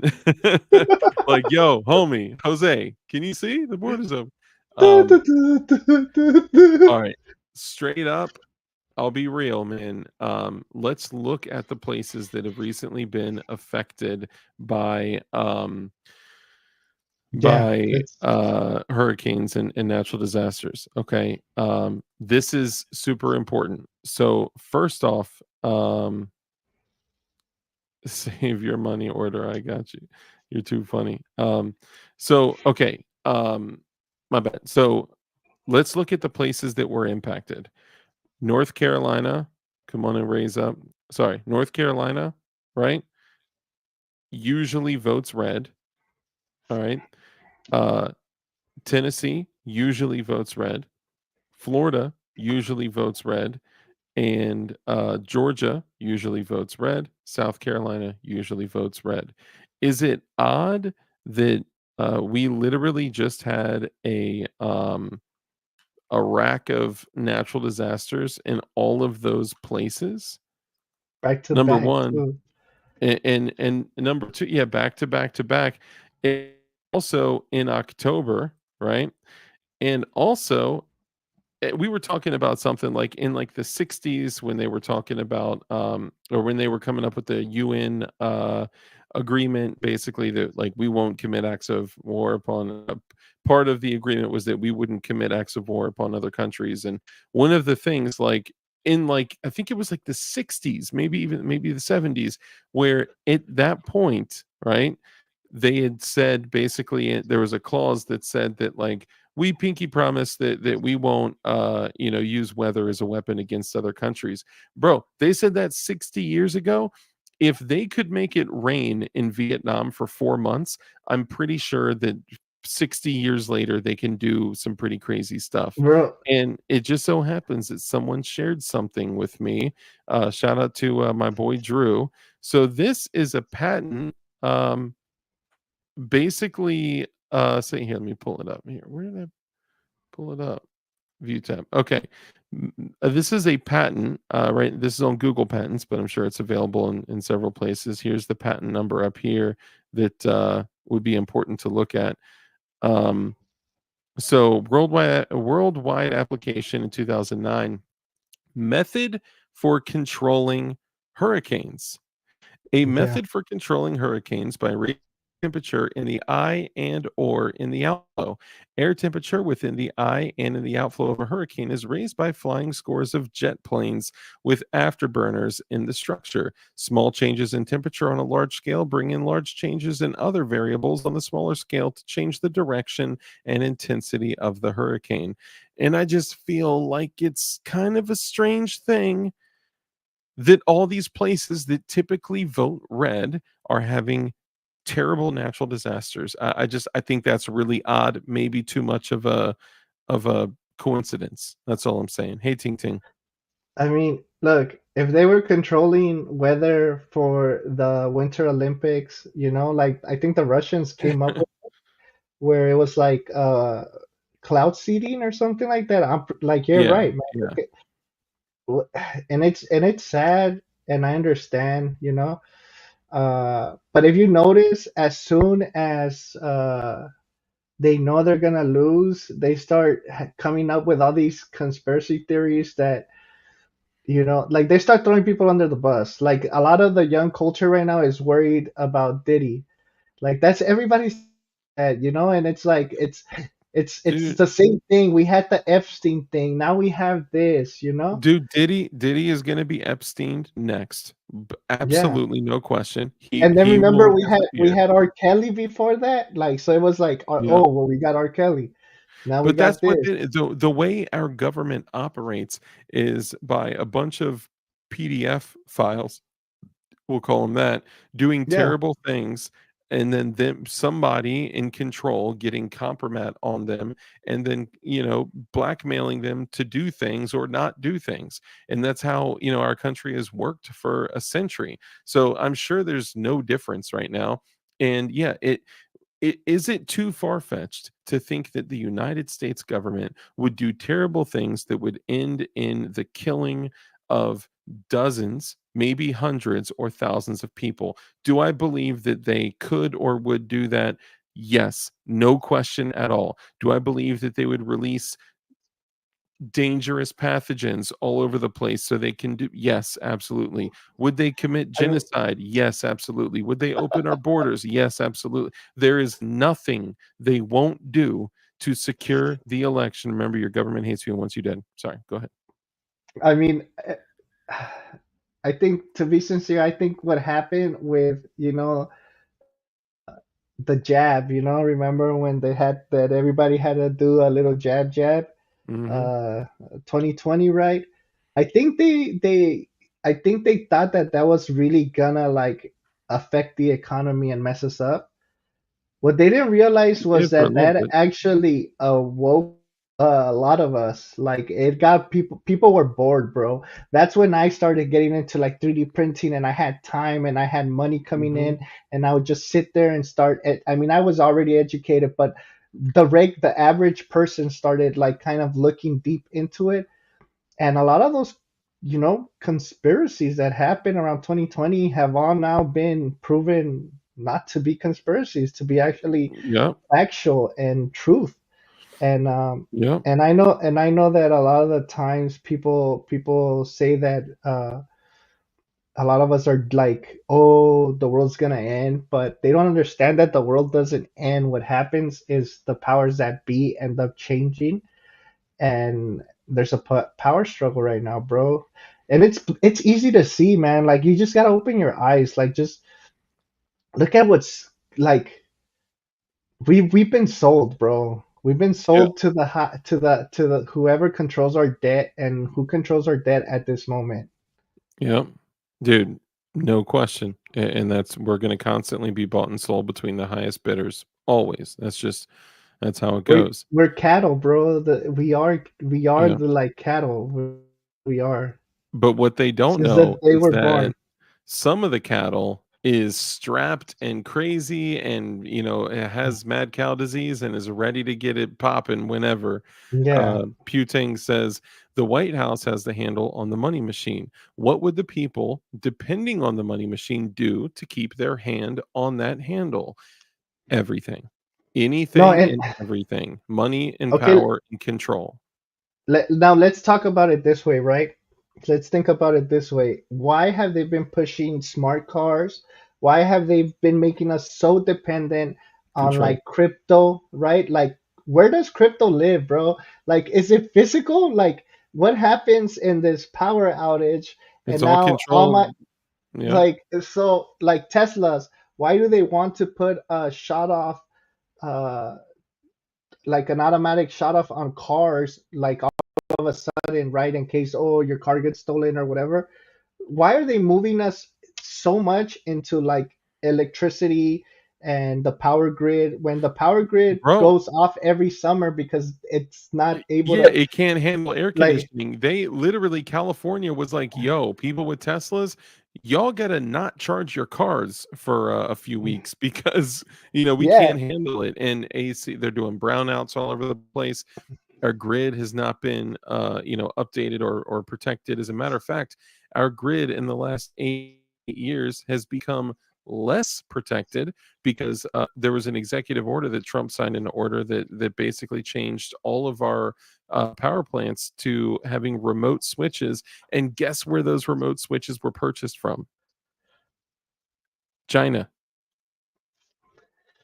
And Like, so I'm just saying, like, why do they want to push us to that? And people are buying it, bro. Like global warming. Like, wait a minute. Like, don't you understand that if we go electrical, it's actually more harmful to the environment because of yeah. lithium. Now, there was And a also the burning. amount. There was a fire, right?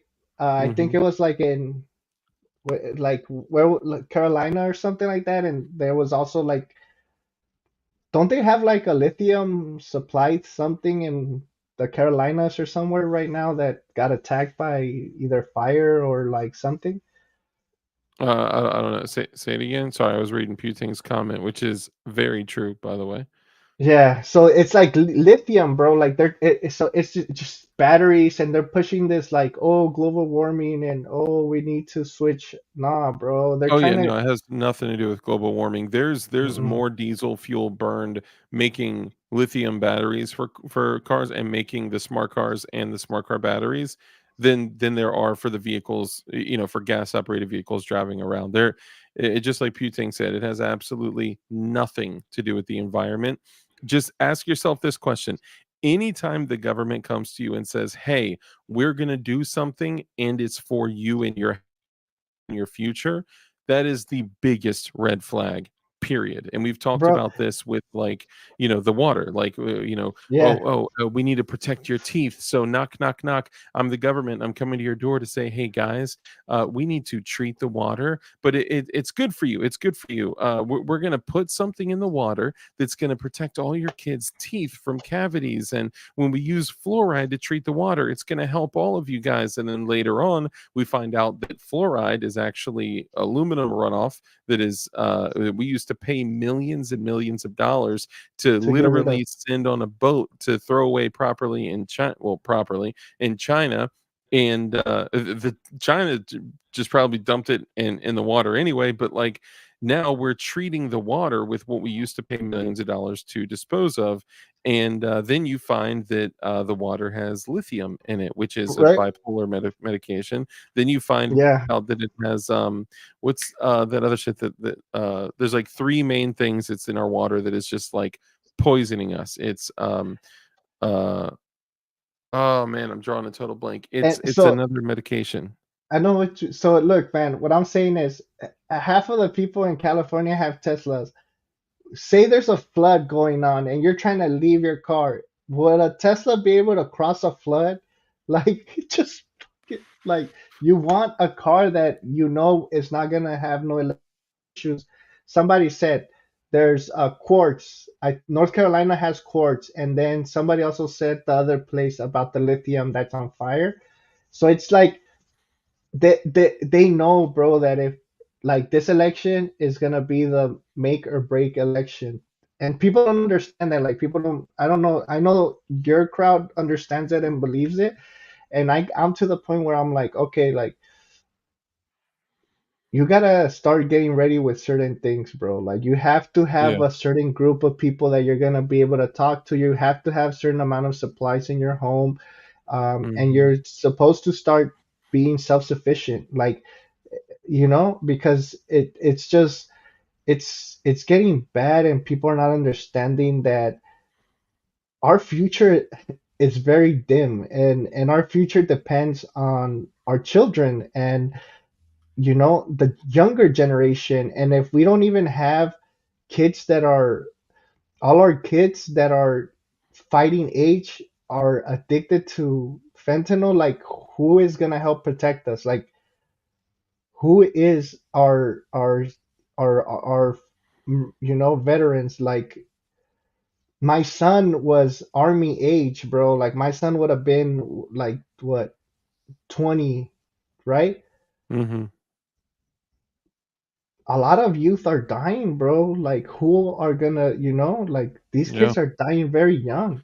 There's more let's call it younger military age males that are dying from fentanyl poisoning or fentanyl accidental overdoses than there are from firearms. Yet the focus is always on firearms. So, on the 370 people that died from rifles last year, the focus is we need to ban AR-15s and AKs and all this stuff, right? Instead of we need to do something about the 120,000 people that died from fentanyl last year, right? Where like the amount of people that is per day is like earth shattering.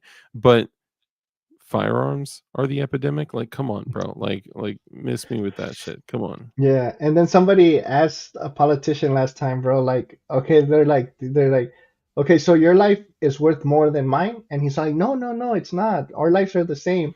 And he's like, so then why can I have the same type of like weapon to protect myself, right? That your security guards use to protect you and your family. Does that mean that your family is more important than mine or what? And Mm, he couldn't answer it, bro, and it's true. They think their lives is more important than us, of course. and that's the sad part, that it got to that point where like the Hunger Games are actually happening as we speak, Bro, you know absolutely. I think personally when shit pops off, it's not the beginning of World War III. It's the beginning of World War IV because World War III has already been happening for years and we yeah, don't it was a even psyop. know.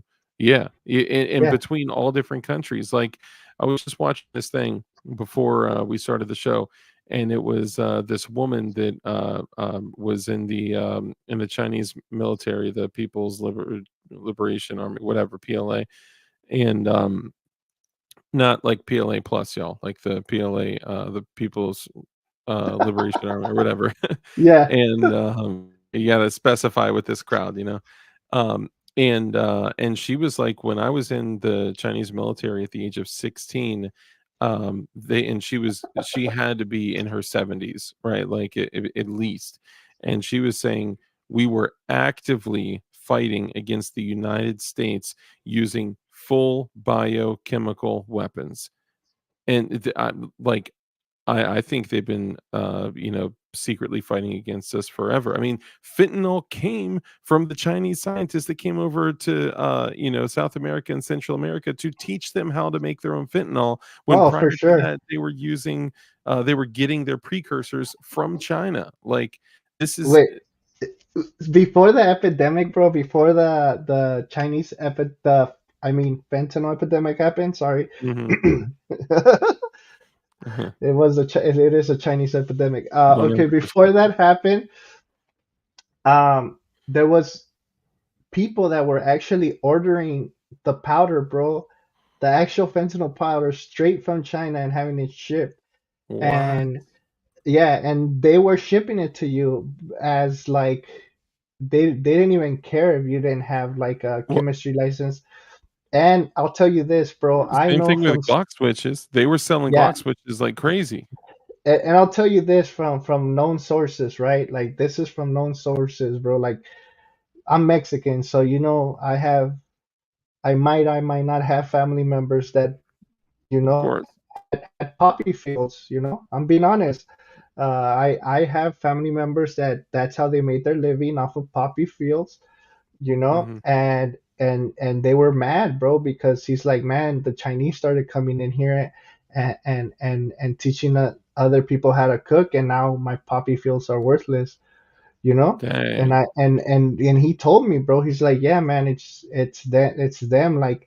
So now if you notice, there's a lot of Chinese people in Mexico that are opening up businesses, investing in certain countries, and it's Mhm. like other people are Like not seeing that. Go ahead. China completely building, cities in Africa, village, like, entire, like, these crazy, like, apartment buildings that are, like, luxury buildings in the middle of freaking Africa, like, crazy, like, it's insane to see what they're doing all over the country. Yeah, and I By the met way, just somebody. to go ahead, go ahead. Go ahead. I met somebody, bro, and they told me, bro, that uh, it all started during the recession where the housing economy Mhm. went down here.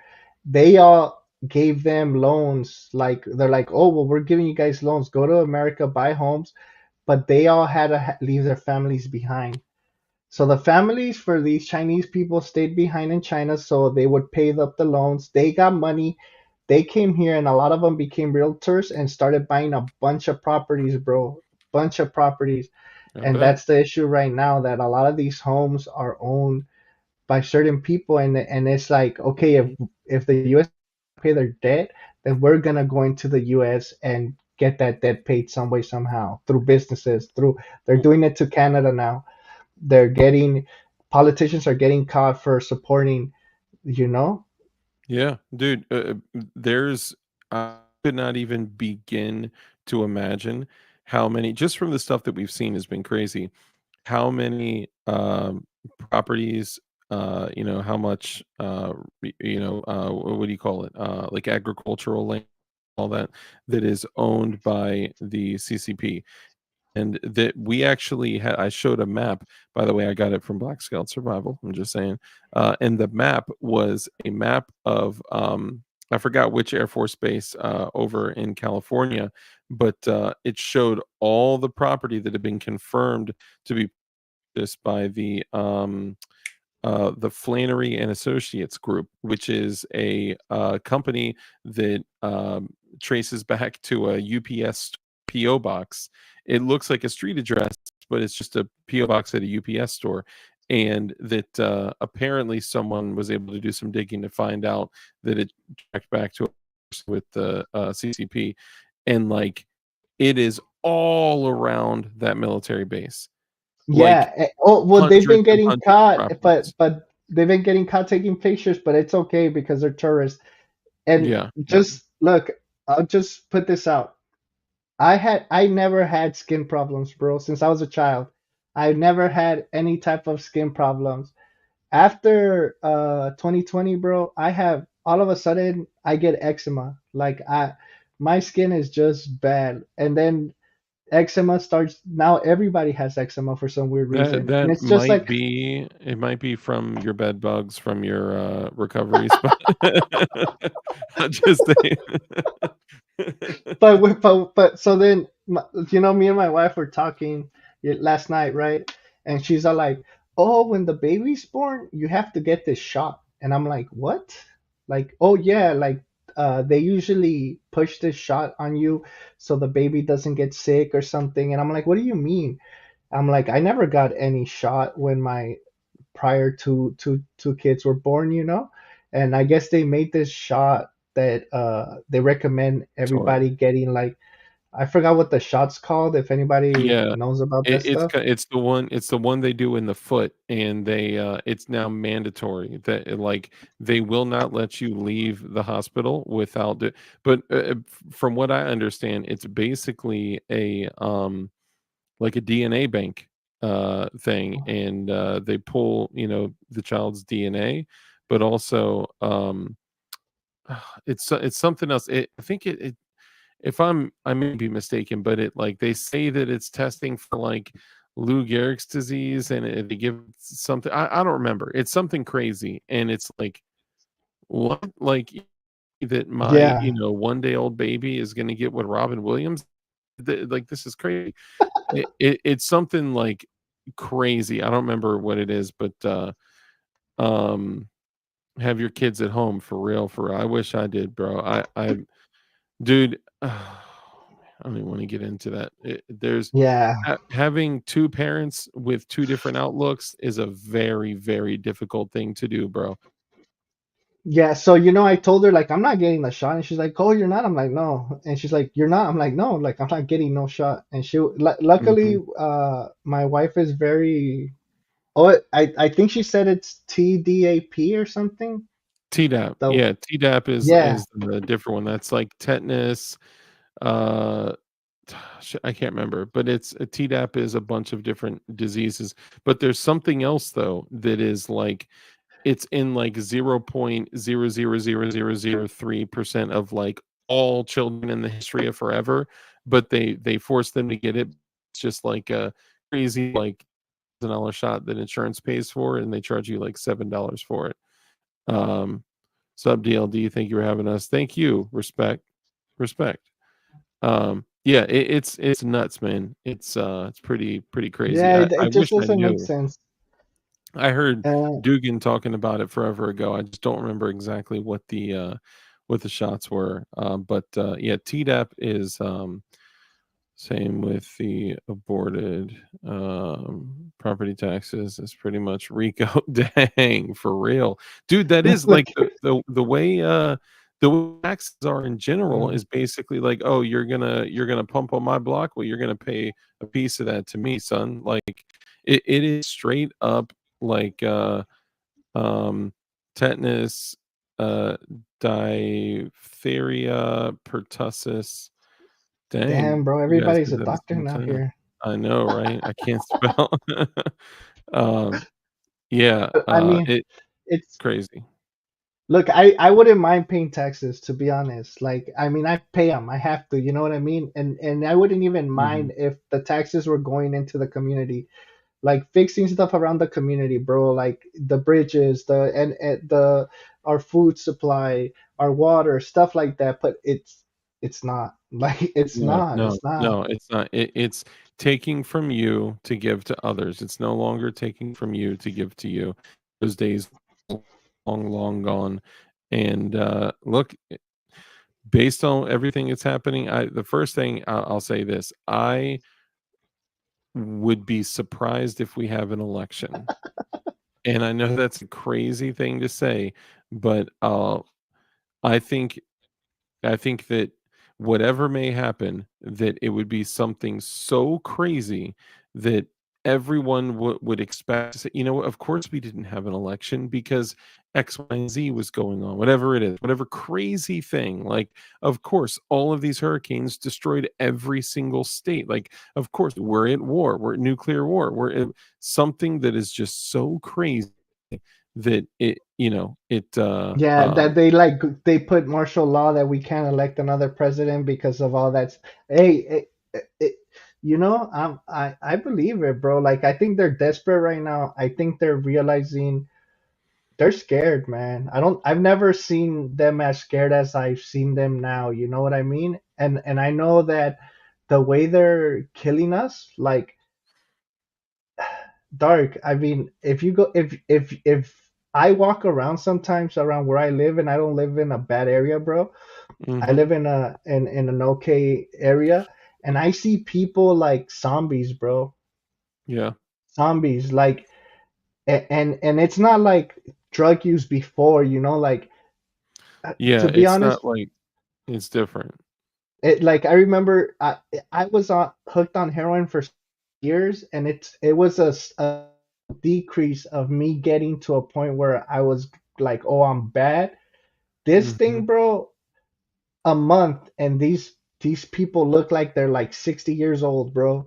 Yeah, Like, their back on, they just can't even walk straight anymore, and yeah, these are kids, man. These are like yeah. 18, 19, 20-year-old people, bro. And it's It just like, it's the I mean, look, the idea is all these other countries destroy America to the best of our ability. And the United States not paying attention, all these corrupt people just wanting money, power, and control are allowing all these things to happen and even doing worse things themselves. We are in such a dangerous place right now.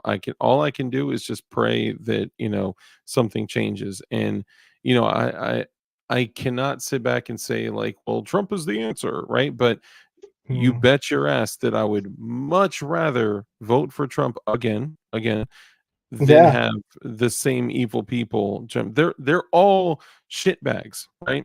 But my life, It's the lessers of two evils now, and I I'll know, tell and you I hate to this. say that, but No, it's the truth. I'll tell you this. I saw that Trump is allowing people to stay in, like, in his Florida resort, right, or something like that. I didn't see that. Yeah, I think he's opening. I don't know if it's his one of his resorts or something for, like, grid workers, and they don't have to pay anything, Mm, something like that. So, like, I mean, I've seen him do. I mean, I just don't know, bro. Like, at the end of the day, I'd rather have him in office than anybody else. You know what I mean? for sure, for Because sure. because I mean, whatever her name is, bro. Like she doesn't even she has an identity crisis, Whatever bro. her She name doesn't is, even know whatever she doesn't even dude. know who she I is, you I know? know, and it's just keeping evil more evil in office for longer, and it's terrible. And to be clear, I don't believe Trump is going to save us. I don't believe that No, one president nobody's could gonna save say us no. unless Jesus Christ is on the ticket.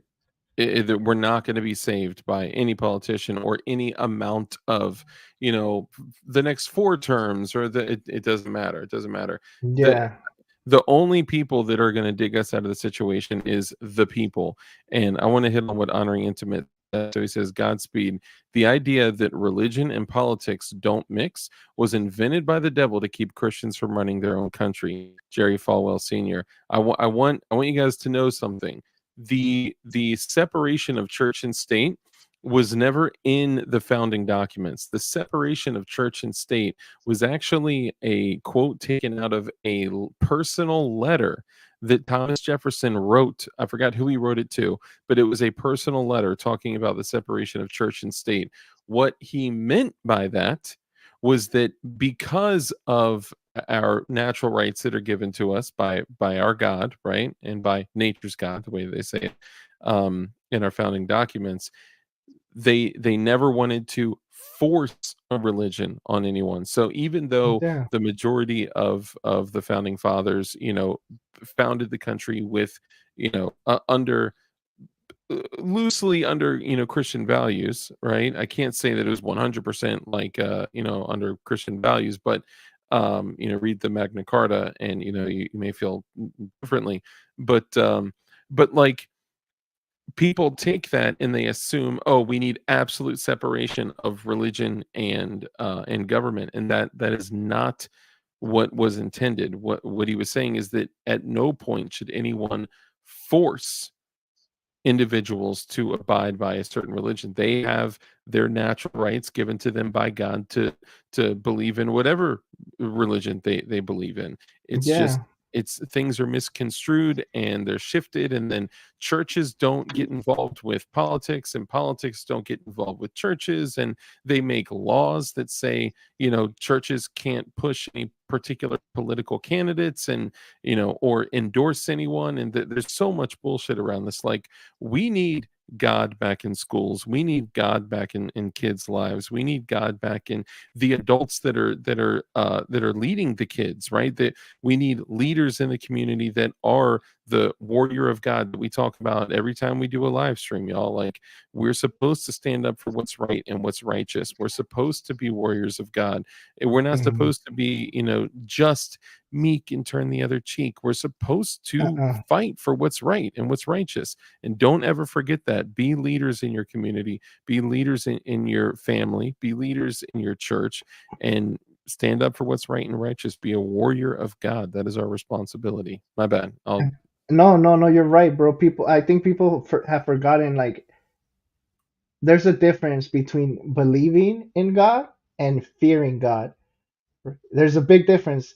Yeah, Anybody could believe in God, but if you don't fear God, if you don't fear uh, when you take an action and you're like, man, if I do this, like, you have to have a type of fear to God, not just believe in God, but you have to know what's good and right. And I think they stopped teaching that. They stopped really teaching what, like, there's a balance in life. And the more, like, it's like just with addiction, man. I remember when I yeah, was an addict, bro, I had no moral compass whatsoever. It didn't happen overnight, but gradually, all the things I had to do just to get high, I ended for up sure. selling. I ended up selling my soul to the highest bidder, pretty much. Let's say it in a spiritual way, which we'll call it, Yeah. whatever you guys want to call it, devil or whatever. And then when I hit rock bottom, I realized, how could I sell something that doesn't belong to me? Mm, My soul is not mine. I cannot sell it. So then I realized I still had a soul, but I just had been compromised, that I had strayed so far from my moral compass that I didn't know. I didn't. Do you guys remember when you were guys kids and you had those two little voices in your head one of them telling you don't Yeah. do it, you're gonna get in trouble, and the other voice telling you do it, do it. Yeah. We we I ended up losing the one telling me not to do it, and all I just had was do it, do it, do it. Yeah. Yeah. Finally getting clean because it's attack on the psyche and it's a spiritual attack. Drugs are a way that they attack us as humans. That's why they give us all this type of drugs to just make us forget. Yeah. Social media and the internet is the new drug for our kids. For sure. if Yeah. if you have a kid, let's say 6 years old, pretty much gonna be an iPad baby, take Yeah. them to a restaurant and take away that iPad and see how long that kid could stand still for. Bro, I could never raise my daughter that way, bro. I like that's a huge no-no for me. And dude, you know what? And well, here, go ahead and finish your thought, and then I'll So speak up. so there's no way to do that. Like there was a thing that they used to call delayed gratification, where they would make me wait for certain things Yeah, for me to get them. because that Like, builds character, patience, discipline, all yeah, those things. Yeah.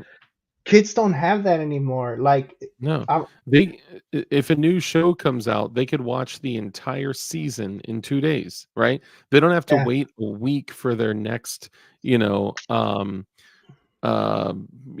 favorite show to come out. They don't have to wait, 2 weeks for something to get shipped to them, right? It's a completely different world, and if they want something, it's a social media post or a click or a search away from whatever, and so it's crazy. that's the most dangerous thing that's going on right now. Like, I remember, and this sounds weird, but I remember the only time I do psychedelics is because I do them for spiritual reasons, right?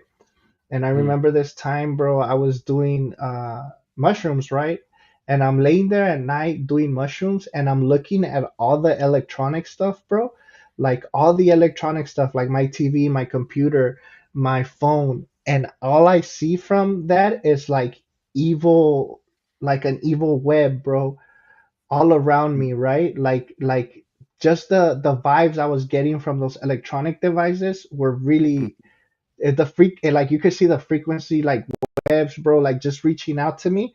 And then I go outside and I start walking, bro, and I look at like the plants, I look at the grass, and all of that is just calm waves breathing, bro, like alive. yeah, But all the electronic stuff that was around me, bro, it was just like a portal, like in the Matrix. Remember in the Matrix where Neo is sitting in the pod and he thinks yeah. he's alive and then he disconnects himself? Mm-hmm. That's how I felt. Like the electronics, the phone, everything around us is hold. Dang. It's the World Wide Web, you know. I mean, it is like that's interesting that you had that perspective because I mean, there is a lot of negative energy coming off of all those things, even when we're not touching them, and we're all, attached to them all day. And I spend most of the day with a Bluetooth thing inside my ear hole, right? Like all day, Yeah, and even right now, like we've been on for over 2 hours on quite possibly the most popular and most evil form of social media that there is, right?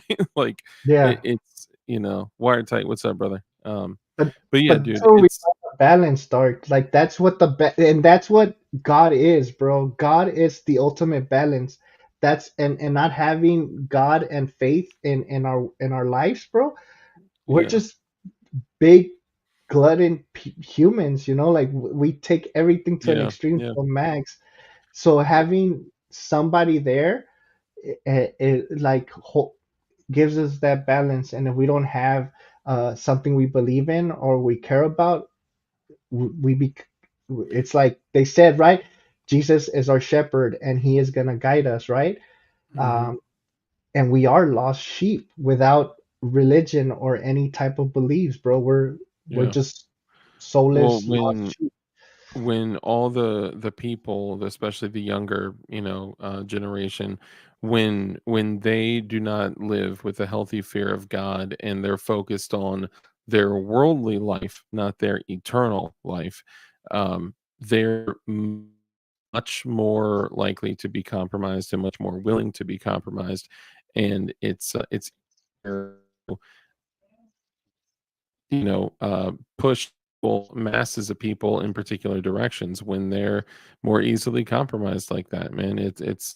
It's sad, it sucks, but the reality is that we're being played by all sides. We're being played by our own people in leadership. I can't even call them leadership. I'm just saying that as like a general of the gov, daddy gov, and by all external governments as well. Everyone wants to tear you apart, and the best thing that we can do is prepare obviously with things like water, food, shelter. You can train to be as lethal and dangerous as possible, while of course being good people, exercising discipline and knowing when to use those skills. But also, you know, getting yourself sacked up and getting your family right and getting a team of people. You know, in North Carolina, those that were on the ground, I watched this hour and a half long what they had done, you know, the first week in North Carolina, just volunteering and helping people, saving all these people's lives. They had said after like 3 or 4 days, you could literally like see when you flew over like neighborhoods, communities, and towns that were turning against each other. He was like, you could smell the bodies and you could just get that vibe of all these people just totally, you know, just going against each other. And I the mean, only communities that survived were the ones that band together and supported each other. yeah. I mean, look, I'm pretty sure everybody's read Lord of the Flies, right? Mm-mm. Okay, so Lord of the Flies, I think that's what it's called, the book. It's about these kids that are stuck in an island, and with time they just start turning against each other, you know? Mm. A great book if you haven't read it. That's pretty much what they're doing to us right now. In reality, they're trying to keep us apart. Now, another thing, because I gotta leave because I gotta get up early to go to work. Yeah, you're good, brother. American Gods. It's a show. If you guys haven't watched American Gods, it's a show that tells the story of the evolution. And I think one of the last god is it's the internet, bro. It's technology. And they tell us that stuff like that, like they have to, you know. They believe in a form of like they have to tell us what they're gonna do to us so they don't get any karma, because karma is real. Like anything we whatever you reap, you sow, right? Yeah. So yeah, you see Lord of the Flies, man. It's a great book. American Gods, if you guys are want to see what's actually happening as we speak, American Gods is gonna let you know everything that's going on, bro. Because it's they have to do it. And man, sometimes that's why I kind of like I was like, man, I'm scared of coming to Dark's show because I know I get so intense uh in your It show. It's a good thing, man. it's easy, and we talk about a lot. We talk about a lot of deep stuff, and Yeah. I appreciate it. I appreciate you coming on, man. And I know you gotta run. So anything else you wanna end on or share with everyone before you bounce I out of I here? think the only thing I want to tell everybody is whatever you guys are going through, man, we're here for you. You know, the person you least expected is the person that's gonna be there for you. At the end of the Mm. day, if you're going through something, speak up about it. Don't be scared to ask for help, because that was my issue for the longest time. I was scared to ask for help. I cared what people thought about my image, when at Mm. reality, it didn't matter. You know, it didn't. And that's ego, right? That's us, you know, caring what others think, and you know, being Yeah. judged. Absolutely, And it's if you built guys in. are going through hard things, man, look at me. To be honest, like I was homeless. I lost everything in life. I've been divorced. You know, I lost my firstborn. I Mm. lost so much that I thought I was never gonna get back. And thanks to God, and thanks to me not giving up on myself, right, and having the correct people in my corner, thanks to you guys, because a lot of you guys gave me the willpower to keep on going. I know sometimes I would be in my head thinking, is it really worth this much struggle? And then one of you guys would DM me and tell me, hey man, thank you. I saw the show. This is how I feel. So at the end Yeah. of the day, man, if I could do it, honestly, like me, Sabar, bro, like any you guys could do it. Whatever cards you guys were dealt, just rock with them. At the end of the day, you're where you're supposed to be for a reason. So I mean, I love Mm. you guys. I know Dark is gonna talk about the Glock Yeah, I because was gonna that's say, do you say in one or two sentences, is the Glock overrated? bro. I'm gonna be honest. The Glock is never gonna be overrated. It's No, just it's not. perfection as a weapon. Yeah. It's gonna shoot. If you don't know how to shoot with a Glock or you're getting malfunction, it's because you're using the wrong ammo. You're limp risking it, or what is it called? Limp wristing. Yeah, yeah. Yeah, You're or shooting it pretty much, yeah, or you're like pretty much just PSR. ended up trying to do all these cool upgrades to it and ended up Mhm. messing it up yourself. But the Yeah. Glock is, I mean, it's amazing. I would depend. I would just that would be like if I had any weapon that they would tell me, hey man, this weapon is this is what you're gonna have, nothing else. This is what your life depends on. You know, Mhm. it would be a Glock. To be honest, it would Yeah. easy. Whatever mags you're able to get mags anywhere for it, and the Mhm. parts are it's just common sense to take apart clean, and it's a workhorse. Glocks are workhorse. To be honest, bro, Yeah. I love them. No matter what frame you have the guts on, it's still a workhorse, even if it's a P80. And dude, even though Yeah, like my gun belt gun or I'm usually rocking an OEM gun on my gun belt, I will say I do carry P80s from time to time. So people are like, "Oh, oh, those aren't gonna carry those." Bro, if they've proven themselves to me, I will rock that thing all day. So yeah. yeah, I No, appreciate you, man. man, P80s work. If you know how to build them, they work, man. Hmm. I would rather have a P80 than even a Taurus sometimes, to be honest. Oh yeah, for sure. Yeah, depending Yeah. on the parts, the rest of the parts of the gun. But Yeah. dude, If you go I OEM, you're good. yeah. I so appreciate you coming on, man, and the conversation. And you know, we didn't really get to like chat a lot beforehand, so like I didn't know that, you know, you had, you know, been working on your relationship with God, that you had, but like there's a whole lot here that like I've changed and grown, the show has changed and grown, and the fact that, you know, you've kind of been going down the same similar path is excellent. I'm proud of you. You should be so, so proud of yourself too. Congrats on your little Sabarita. And Yeah. yeah, And man. I It's think a girl, right? yeah, I think our shows work like that. Like Yeah. it's cool. We don't talk for a while. You know, we'll keep in touch. Hey, how you been? Hey, this and that. But we don't. Once we get together, like it just flows. It's meant to be.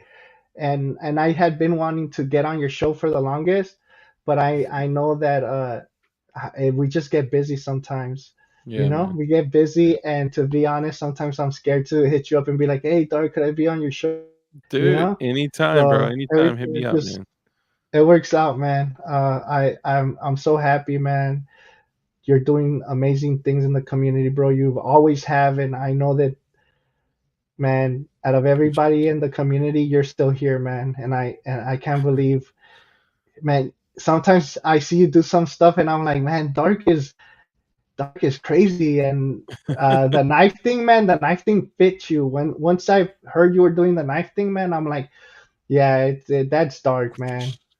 Yeah, Yeah, dude, I'm pumped. I appreciate that, and we'll have to get you a blade as well. for So, sure, man. yeah, I I appreciate appreciate you, you, Dark. man. You too, All man. right, Go get some sleep, and for you sure. know, keep in touch. All right, Yeah. Take care, guys. Thank you for having me.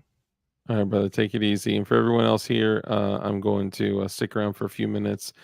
Sandwich Chef, brother, great to see you as well. Respect for respect. Do we have some new people in here? If we have new people in here, put a one in chat, because I honestly, for the longest time, I just thought that like I no new people saw my. Maybe it's because the title. I was being silly with the title, and I put the Glock is overrated.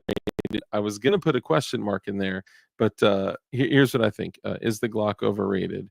No, the Glock is not overrated. Are some people Glock only, you know, people, and is that a little too extreme at times? Yes.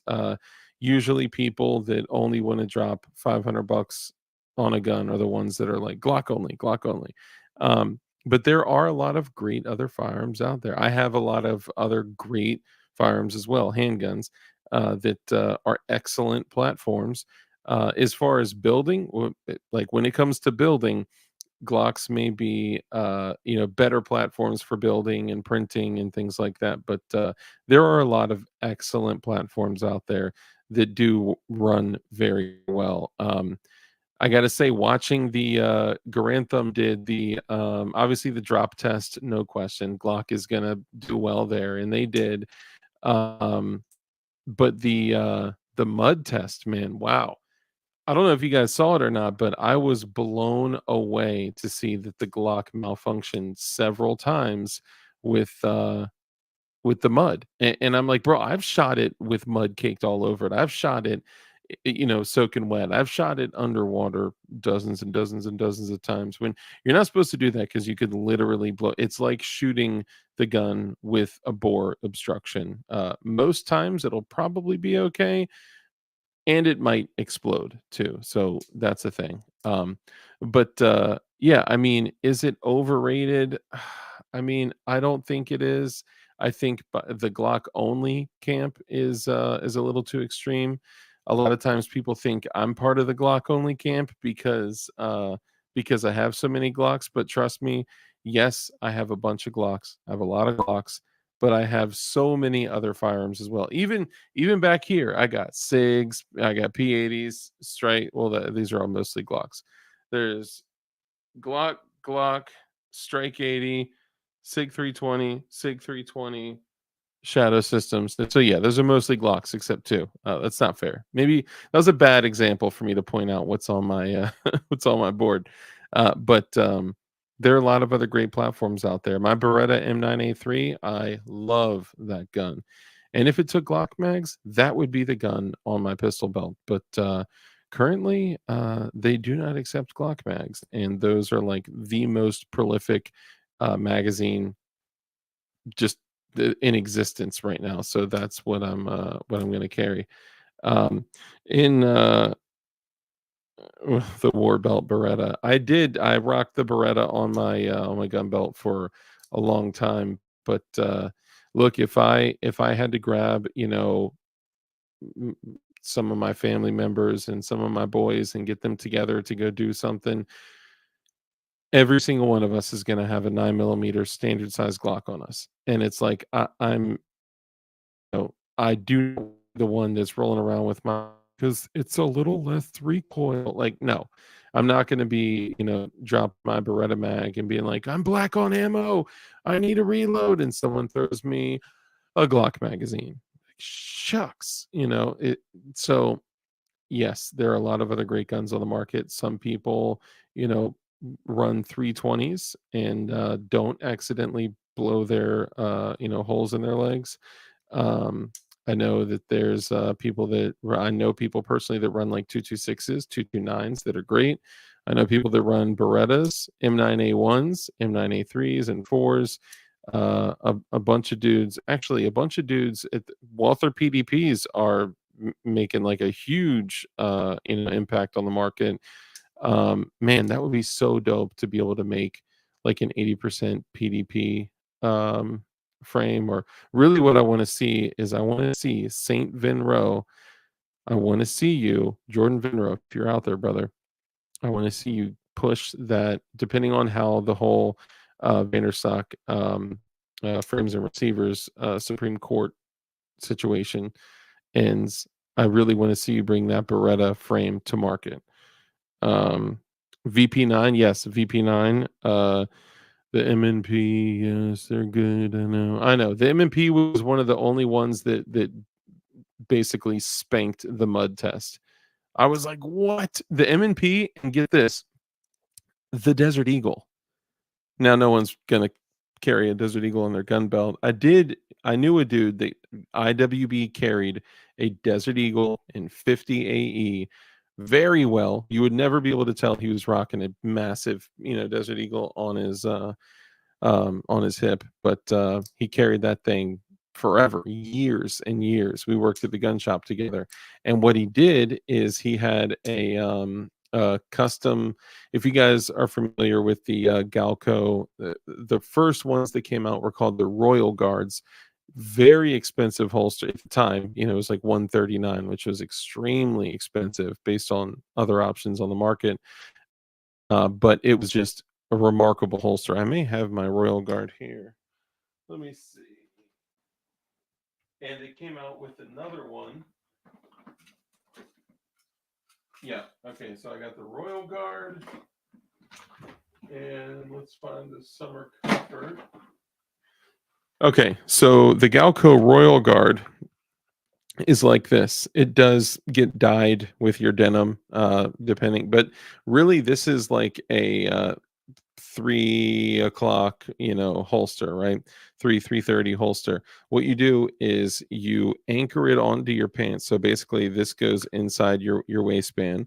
This goes outside the pants. You put a belt loop in between it, and then you bring the belt through the two, snap closures and a belt loop in between. And that thing is like hardcore on, it is like locked in to your waistband. And they reinforced the leather on this thing so like it doesn't sandwich, down. So reholstering is actually really easy. And at the time, this was like huge. Like this was like a really, really big deal, but they were also like 139. So I rocked this. And if you get the one for the 26, you can carry a 26, 19, 17, 34, whatever you want in it, as long as you at that time like suppressor height sights weren't a thing. That was like 10 years ago. But then they came out with one called the Summer Comfort, which was the same. This is for a J frame, so sorry, but it was the same design, but it was like $49 instead of $140. And what my buddy did so he could actually carry a Desert Eagle is he had a leather company make a Desert Eagle version of this. So it actually with a super solid gun belt. He, had the belt going through the two straps and a belt loop, and a super solid gun belt that held it down very well. And you couldn't really tell. You could tell he was carrying a gun, but you couldn't tell. He's a skinny dude, and just pull up his shirt and just boom, he has a massive Desert Eagle. It's like holy moly. Then he actually sent it out and got it color case hardened. It was gorgeous, gorgeous. I don't think he carries it anymore. I think he's carrying a Glock now. Interesting. I think he's carrying a Glock, a standard Glock in 9mm. So yeah, drop leg holster for the I don't even know if they make like an actual, like all the crappy nylon holsters out there. Like I could never actually imagine carrying one. I seen this dude. I had seen this dude on he does a bunch of YouTube videos and YouTube shorts where he's like shooting like all the way back in the outdoor range away from the line with like a full like a forced reset 5.5-inch 5.56. It's just like and everyone's like, bro, go to the line please. And he almost always carries the Amazon special nylon thigh rig.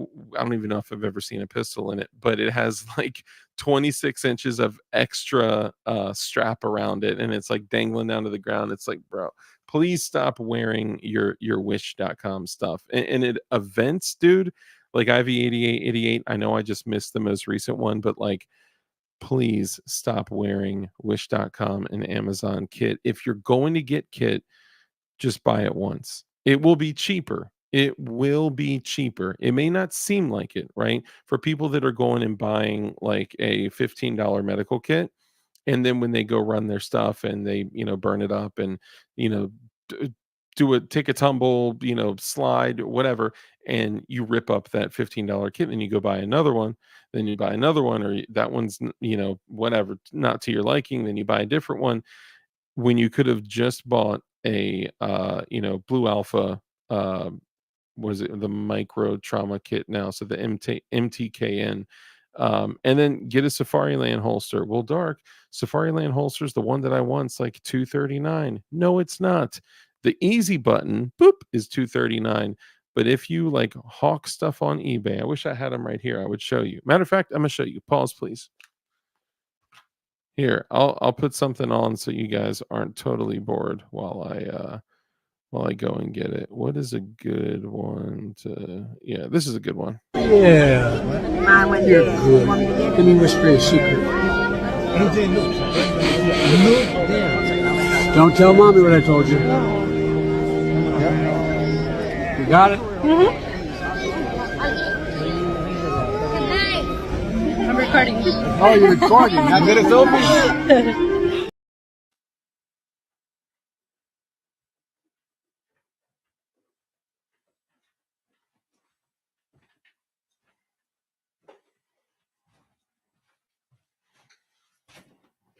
Okay.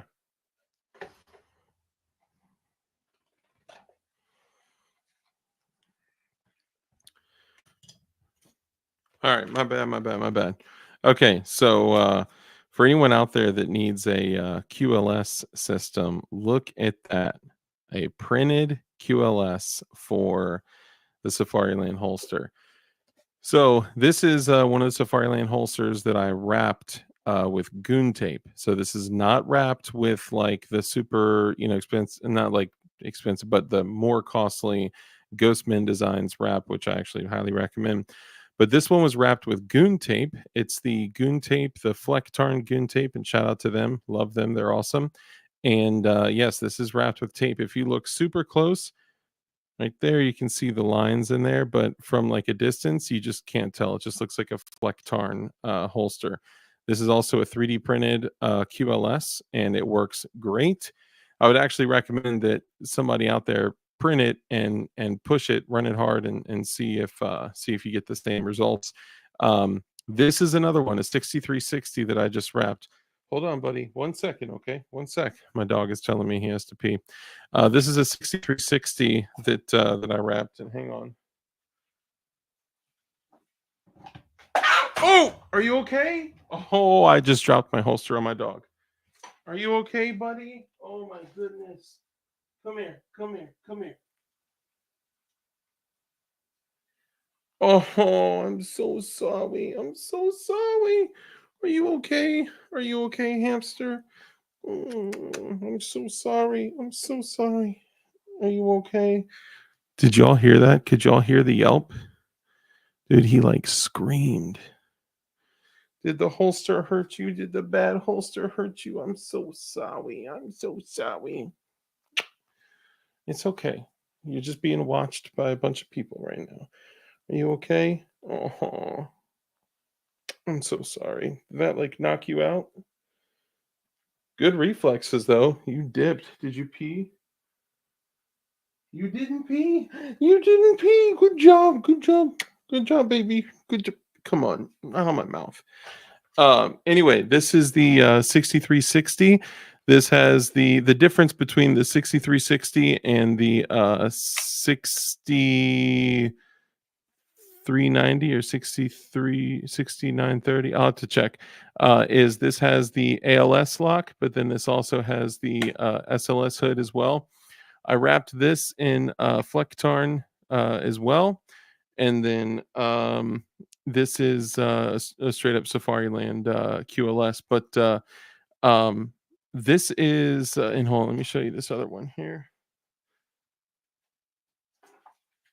Of course, it was the Beretta. Take him to go pee. He's fine. He's good. As long as I'm holding him, I know he won't pee on me and him. So, of course, the Beretta holster, which is like the biggest, heaviest, chunkiest Safariland out of all of these, was the one that fell on him. You're okay, buddy. You're okay. So this is my 6390, and I wrapped this with the Ghostman Designs. I put the Ghostman Designs portal on it, so stuff can pass freely through it. If like, let's say for an example, if brass falls in there, it lets it actually like fall through all the way, which is super helpful if you ever had brass show up in your Safariland holster.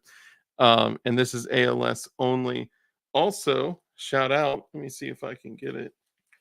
I also put some Flecktarn on the I don't know if you can see it on the strap there, but I took the the Flat Dark Earth mag out, and I actually got a multicam magazine. It's not like you know, real multicam, because then they'd have to pay royalties to Crime Precision, but hey, it's good enough.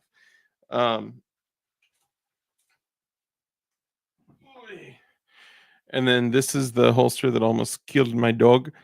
This is the SLS holster for the Beretta M9A3.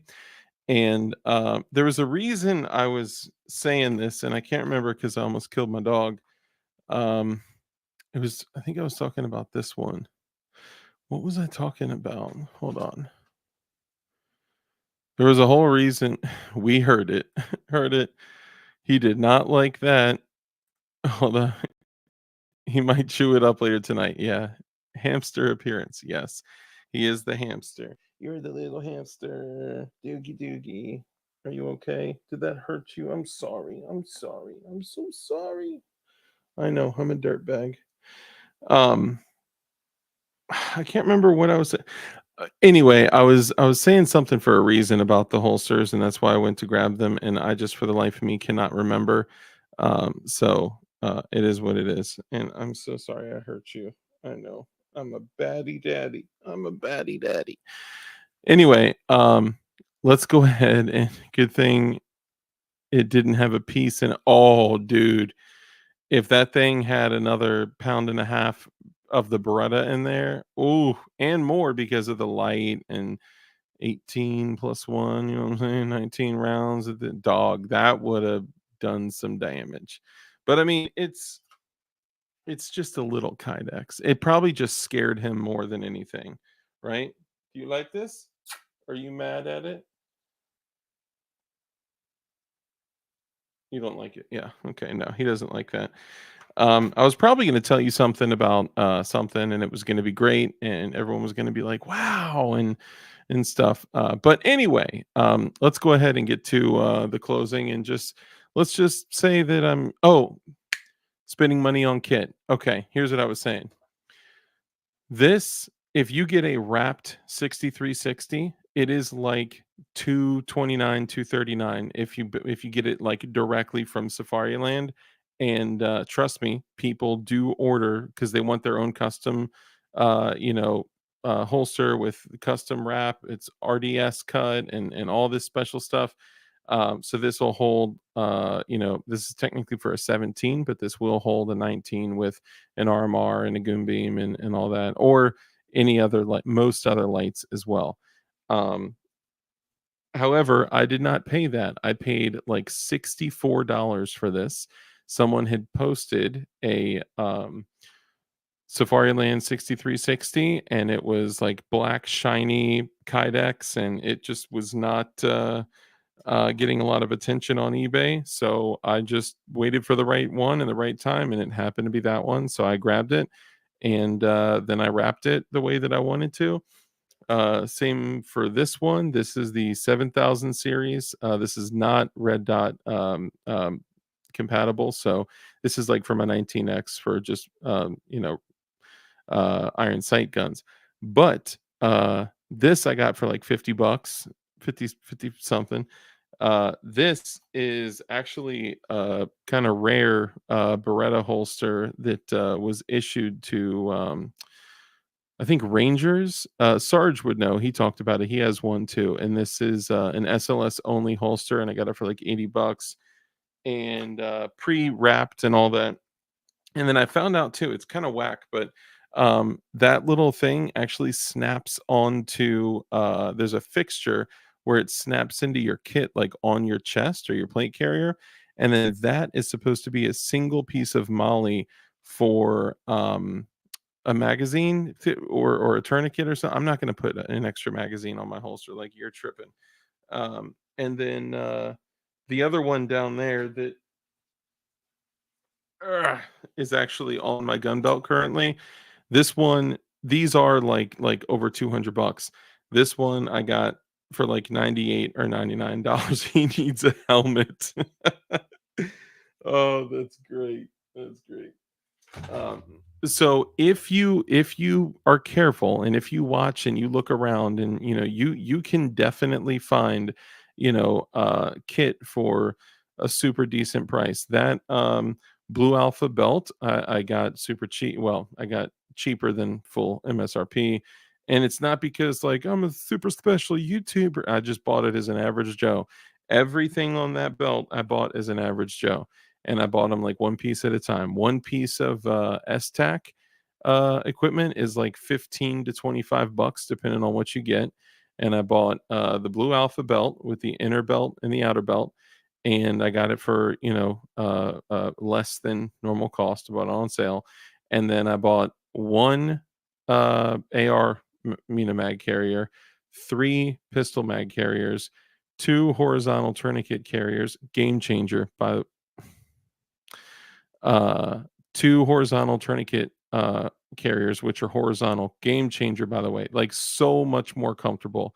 And then I bought the STAC miniature Skittles pouch, which is the little dump pouch. It's awesome. Love it. Super small, rolls up super nicely, and it's just great. And then I got the K bar on there. And then what are you doing? What? And but anyway, my point to this is that like if I bought a bunch of cheap crappy equipment first, which I've done, right? But when I was like, all right, I'm going to build like a serious pistol belt, I only wanted to buy this stuff once. And I did make a change with my mag carriers, and I'm probably going to go back to the HSGIs. They're just better, and they're multi magazine. So if I want to run a SIG, which I probably won't run a SIG, but if I wanted to run a SIG, a Beretta, or something else, it's a better fit on those magazines than the STACs. If I wanted to run like with a subgun setup and run subgun mags in my pistol mags, I can't do that with these current STAC mags. They're great if you're only going to run Glock mags. They're great if like some of the Beretta magazines fit, some are a little too floppy. But anyway, it's just better retention, and re-indexing is kind of a pain in the behind for the HSGIs, but you know, it's all good. Anyway, lastly, I do just want to add one more little piece before we close out of here. Let me pull this up. Boom, boom, boom, boom. And boom. Okay, here we are. So we are officially 100% open for business at Definition Knives. If you go to definitionknives.com, it does take you to this crazy thing. We're working on getting that fixed. But anyway, definitionknives.com is totally up and running, and we are open. The merchant services, credit card portal, and all that stuff is open. You can literally go right to Definition Knives and place orders. A bunch of people have done it. And look at these logos. Shout out to Frag Out Design Studios and Frag Out Firearms for doing these logos for us. You guys are awesome. Well, I mean, you are awesome. He is awesome. And then we got all of our blades out here. And because of a few people telling me, bro, just post the whole collection, I've actually had a couple folks buy the whole collection, which is incredible. You guys are awesome. So the Journalist is the knife that we made paying homage to John Crump, and we named it, after him. And then it also, says a little bit of a bonus category: increases testosterone output by 20%. Clearly. The DK1 is the DLD knife, and the bonus category says this knife has been known to make users be kind, to live a life of care, compassion, contribution, give to others, because when you bless others, you become blessed, and also encourage good men to become highly skilled in violence, because it's the only way that good men can defeat evil, which is kind of, funny, right? Because that's my thing. The Boyd, this is named in honor of my father, so that's pretty simple. The Birdshot, this one's good. So the bonus category is because the Birdshot was named after the tactical turkeys. I kind of wanted to make it funny because they're kind of gun snobs, right? So I said, bonus category: it is highly likely that you purchasing and carrying this knife will cause outbursts of poor shaming your friends about their firearms and firearm gear and equipment choices. This could also extend to strangers on the internet as well. You have been warned. It's just perfect because that's totally them. The co-pilot, obviously, I had to pick on Rich. Feed Flying Rich's ego by purchasing this knife that was named after him. It will make him feel almost as special as you watching his content made with other creators' audio. Sorry, Rich. And then it says bonus category has been known to aid in the safe crash landing of planes at least twice. And then there's other ones. If you look in the DK1, or I'm sorry, the DK launch one, which is it lists all the knives here. Hang on, let me go back here. It lists a little thing for each of us here, like the DK1 says bonus category. This knife has been reported to increase sperm count without the usage of testosterone and food buckets. Use at your own risk. So it's just look. The most important thing here is to let y'all know that we have literally been working almost all year towards this moment, towards launching all of these incredible knives that were made really in a funny way because some of us got really pissed off about how expensive certain more popular knives are, and some that have crossbar lock like this guy right here, uh maybe even a company that refers to it as the Axis lock. Because look, when I go to shop for a knife and they're 179, 229, 319, and like that's insane. So I said, you know what, let's go see if we can do a run of knives like just for the homies. And then we start to look that up, and then I'm like, dude, you know what, like we could like actually do this and do like a big thing and get other people involved. And then it was like, whoa, hold on, like we could actually do this as a business and bring knives that are typically A, difficult to get, B, more cost prohibitive, and C, no one should be paying over $300 for stuff that is globally sourced when we know you got them in China or Taiwan or Japan or wherever, and then you put them together in the US, and then you say they're American made. Like that's absurd, right? So anyway, I don't think that is worth an additional $200. So that's why we made these. Some of the blades are made in 8CR13 MOV steel, and some are made in D2 tool steel, and they're all great. And all of them are under $100. And most of them are the 5 that we've launched in launch 1 are all 59 to 79 bucks. So great deal for really good quality equipment that you guys will love to use as an EDC knife. So my personal favorite is the DK1, not just because it's the DLD knife. I just really like the way it feels in my hand. I like the weight of it. I like the shape of the blade. I like the blue hardware. It's just really cool. So definitionknives.com, check it out.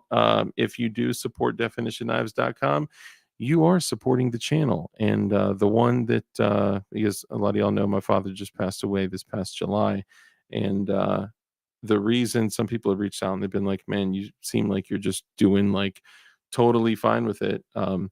The reason that I'm doing totally fine with it is because of my faith, and because of his faith, and because of what he taught me. And out of all the people that I've lost in my life, I know with certainty the way that my father lived, and the way that he impacted others. I know with certainty that my dad was granted access to the eternal kingdom of God. There is not one singular doubt in my mind. He lived his life to enhance the kingdom of God, and that's a beautiful thing. So before he passed away, I talked to him, and there were times where he was kind of in and out, in and out. And I told him, I was like, hey, I'm making this knife company, and I'm kind of, naming the knives after, people that had helped and supported and all that. And I want to name one of the knives after you. And for various reasons that would never make sense unless I told a really long story, I told him that I wanted to name it the Boyd. And my dad, who is a very stoic man who says very little, but he says a lot with the very little that he says, he said, that's nice. That was it. And I knew that I wanted to do it for him. And for my family too. My brother's going to be rocking a Boyd soon enough. But anyway, I just want to let y'all know that it is live after nearly a year of working on it, finding the right manufacturers, going through all these samples, buying all these samples, not choosing shit knives that other companies sent us, and going with the ones that we really fell in love with, that were solid, that we could pick and choose things that we wanted, changing blades and pocket clips and scales and all that. And they're just incredible, and I could not be happier with the quality of them. And I'm excited for what the future of DK is going to look like. So many more acronyms: DLD, DK, DLD After Dark, DLD Hardware, Definition Knives. It's Anyway, I love all y'all. I appreciate y'all so much, and I want to encourage you guys to get yourself a knife that don't cost $300. And come on, stop licking all over me, you weirdo. Are you okay? Did that hurt you? Are you okay? Are you okay, my little guy? All right, hang on. So I want to remind you guys, obviously, if you do support the company, you support the channel too. So anyway, and you support Flying Rich too. Everyone supports Flying Rich because he's a cheap little bastard. So as I wind down here, I just want to remind all of you guys that, bless you. I want to remind you guys that we are in the middle of a culture war. Okay, we are in the middle of an active war to remove God from our culture, and we are literally fighting a war of good and evil. And I encourage you guys to pray for the people that are all impacted by these storms that were steered by the government the natural disasters that happened recently. They're definitely not, attacking red states on purpose. That'd be crazy, right? So as we close, just remember to pray for those people that are affected. And I don't know, maybe, if there's a way that like Rich being a pilot could help and I could come help and give my time, I would absolutely do that in a moment, no question. So if anyone out there knows of anyone that needs a pilot and a mostly out of shape dude that's willing to give his time, energy, and effort, please let me know. I'd be happy to go out there. And everyone else, remember, being that we're in a culture war, we need to make sure that we stand up for what's right and what's righteous, that we are leaders within our families, within our communities, within our churches, and we do the right thing. Stop eating yourself, bro. Come on. And that we do the right thing, even when it's difficult. And your job, your responsibility that you've been charged with is to stand up for what's right, stand up for what's righteous, and be a warrior of God. That is your responsibility. And some of the rules that I like to share with you guys at the end of each live stream are as follows. Rule number one, Rule number one is to be kind. It's so important to be kind in everything that we do. That brief interaction that you have with somebody else could have a massive impact on your life. So be kind. Rule number two is to live a life of care, compassion, contribution, give to others, because when you bless others, you become blessed, because a hand that's open to give is open to receive. Rule number three, because we know the only way, here, let's do this. Come up on my shoulder like that. The only way for us to defeat evil is with good men skilled in violence. So make sure that you're becoming as highly skilled in violence as you possibly can be, and be safe, be dangerous, and keep that thing on you. And with that, ladies and gentlemen, we are out of here. Thank you to all you guys that have supported the channel, the companies, DLD Hardware, and Definition Knives. You guys are incredible. I'm so, so grateful for y'all. Stop licking me with your butthole mouth. Larpy, brother. Yo, stop eating me. LARPer Raiders Anonymous, ladies and gentlemen, right when I'm closing out, I missed you. I miss you too, bud. Yo, LARPer Raiders Anonymous, check it out. DefinitionKnives.com is 100% live and up and running. But Larpy, I'm gonna send you one. Take a look at the knives up there, and I'm gonna shoot you one, because I way like 6 months ago told you I was going to send you one anyway. So just let me know. Hey, chill. let me know which one. Look through the 5 that we have, and let me know which one you like. And just like send me a text or something, bro. And before we leave here, let's go to the our reporter on the ground, and we just want to get a good idea for like the temperament of the people with our current leadership. Let's go ahead and pass it over to our reporter on the ground over there.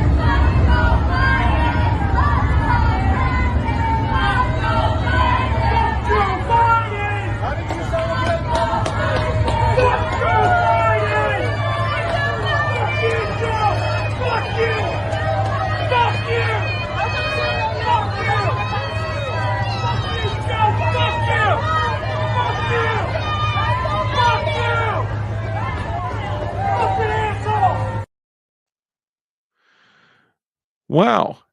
If you ever want to use the people as a barometer for what the world feels like, that's probably a really good segment to use. Anyway, Howard J. Chenamemba, brother, great to see you. All you guys, I love all y'all. You guys just missed the closing, but remember, it is your responsibility to become as highly skilled in violence as you possibly can be. And for all the people that are saying, like, oh, I'll just train with my rifle because a rifle is really going to get you better trust me, you better become exceptionally skilled, like so highly skilled with your pistol that like I mean like the way like cowboys in the old westerns would just lean on their pistol for every single thing, like in the glorified Hollywood cowboys, right? Like become so highly skilled with your pistol that it is like ridiculous that you would feel confident going one-on-one against a target with a rifle. Okay. Some people were like, oh, you shooting a silhouette at 100 yards with a pistol, that's stupid, ridiculous, and unpractical and impractical, whatever.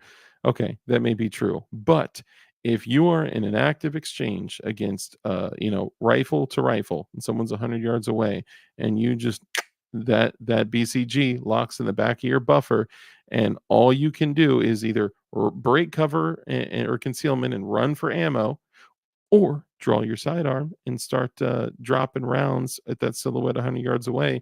If you've done it a million times, then it's going to be easier. So I would recommend that every single person become nasty with their pistol. Just are you serious, dude? Are you serious? You jump out of my hands? Are you dumb? Well, yes, I know you're dumb. Don't do that. You stupid. You're so stupid. Don't jump out of my arms, you freaking maniac. I got to go take care of the kids. Anyway, I love y'all and become just like so sick nasty with your pistol that no one can say a damn thing to you. Chances are, if you end up in a bad situation, your pistol is going to be the one that you're fighting your way out with. I love y'all. Take it easy. Peace.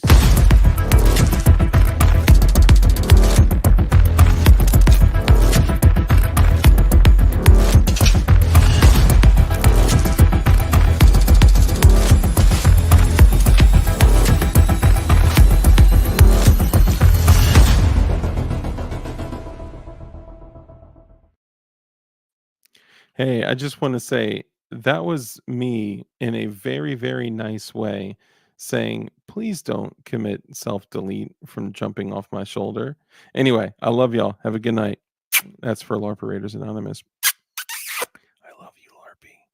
Bye. Sport Brand, my guy. Great to see you. Bye. Peace.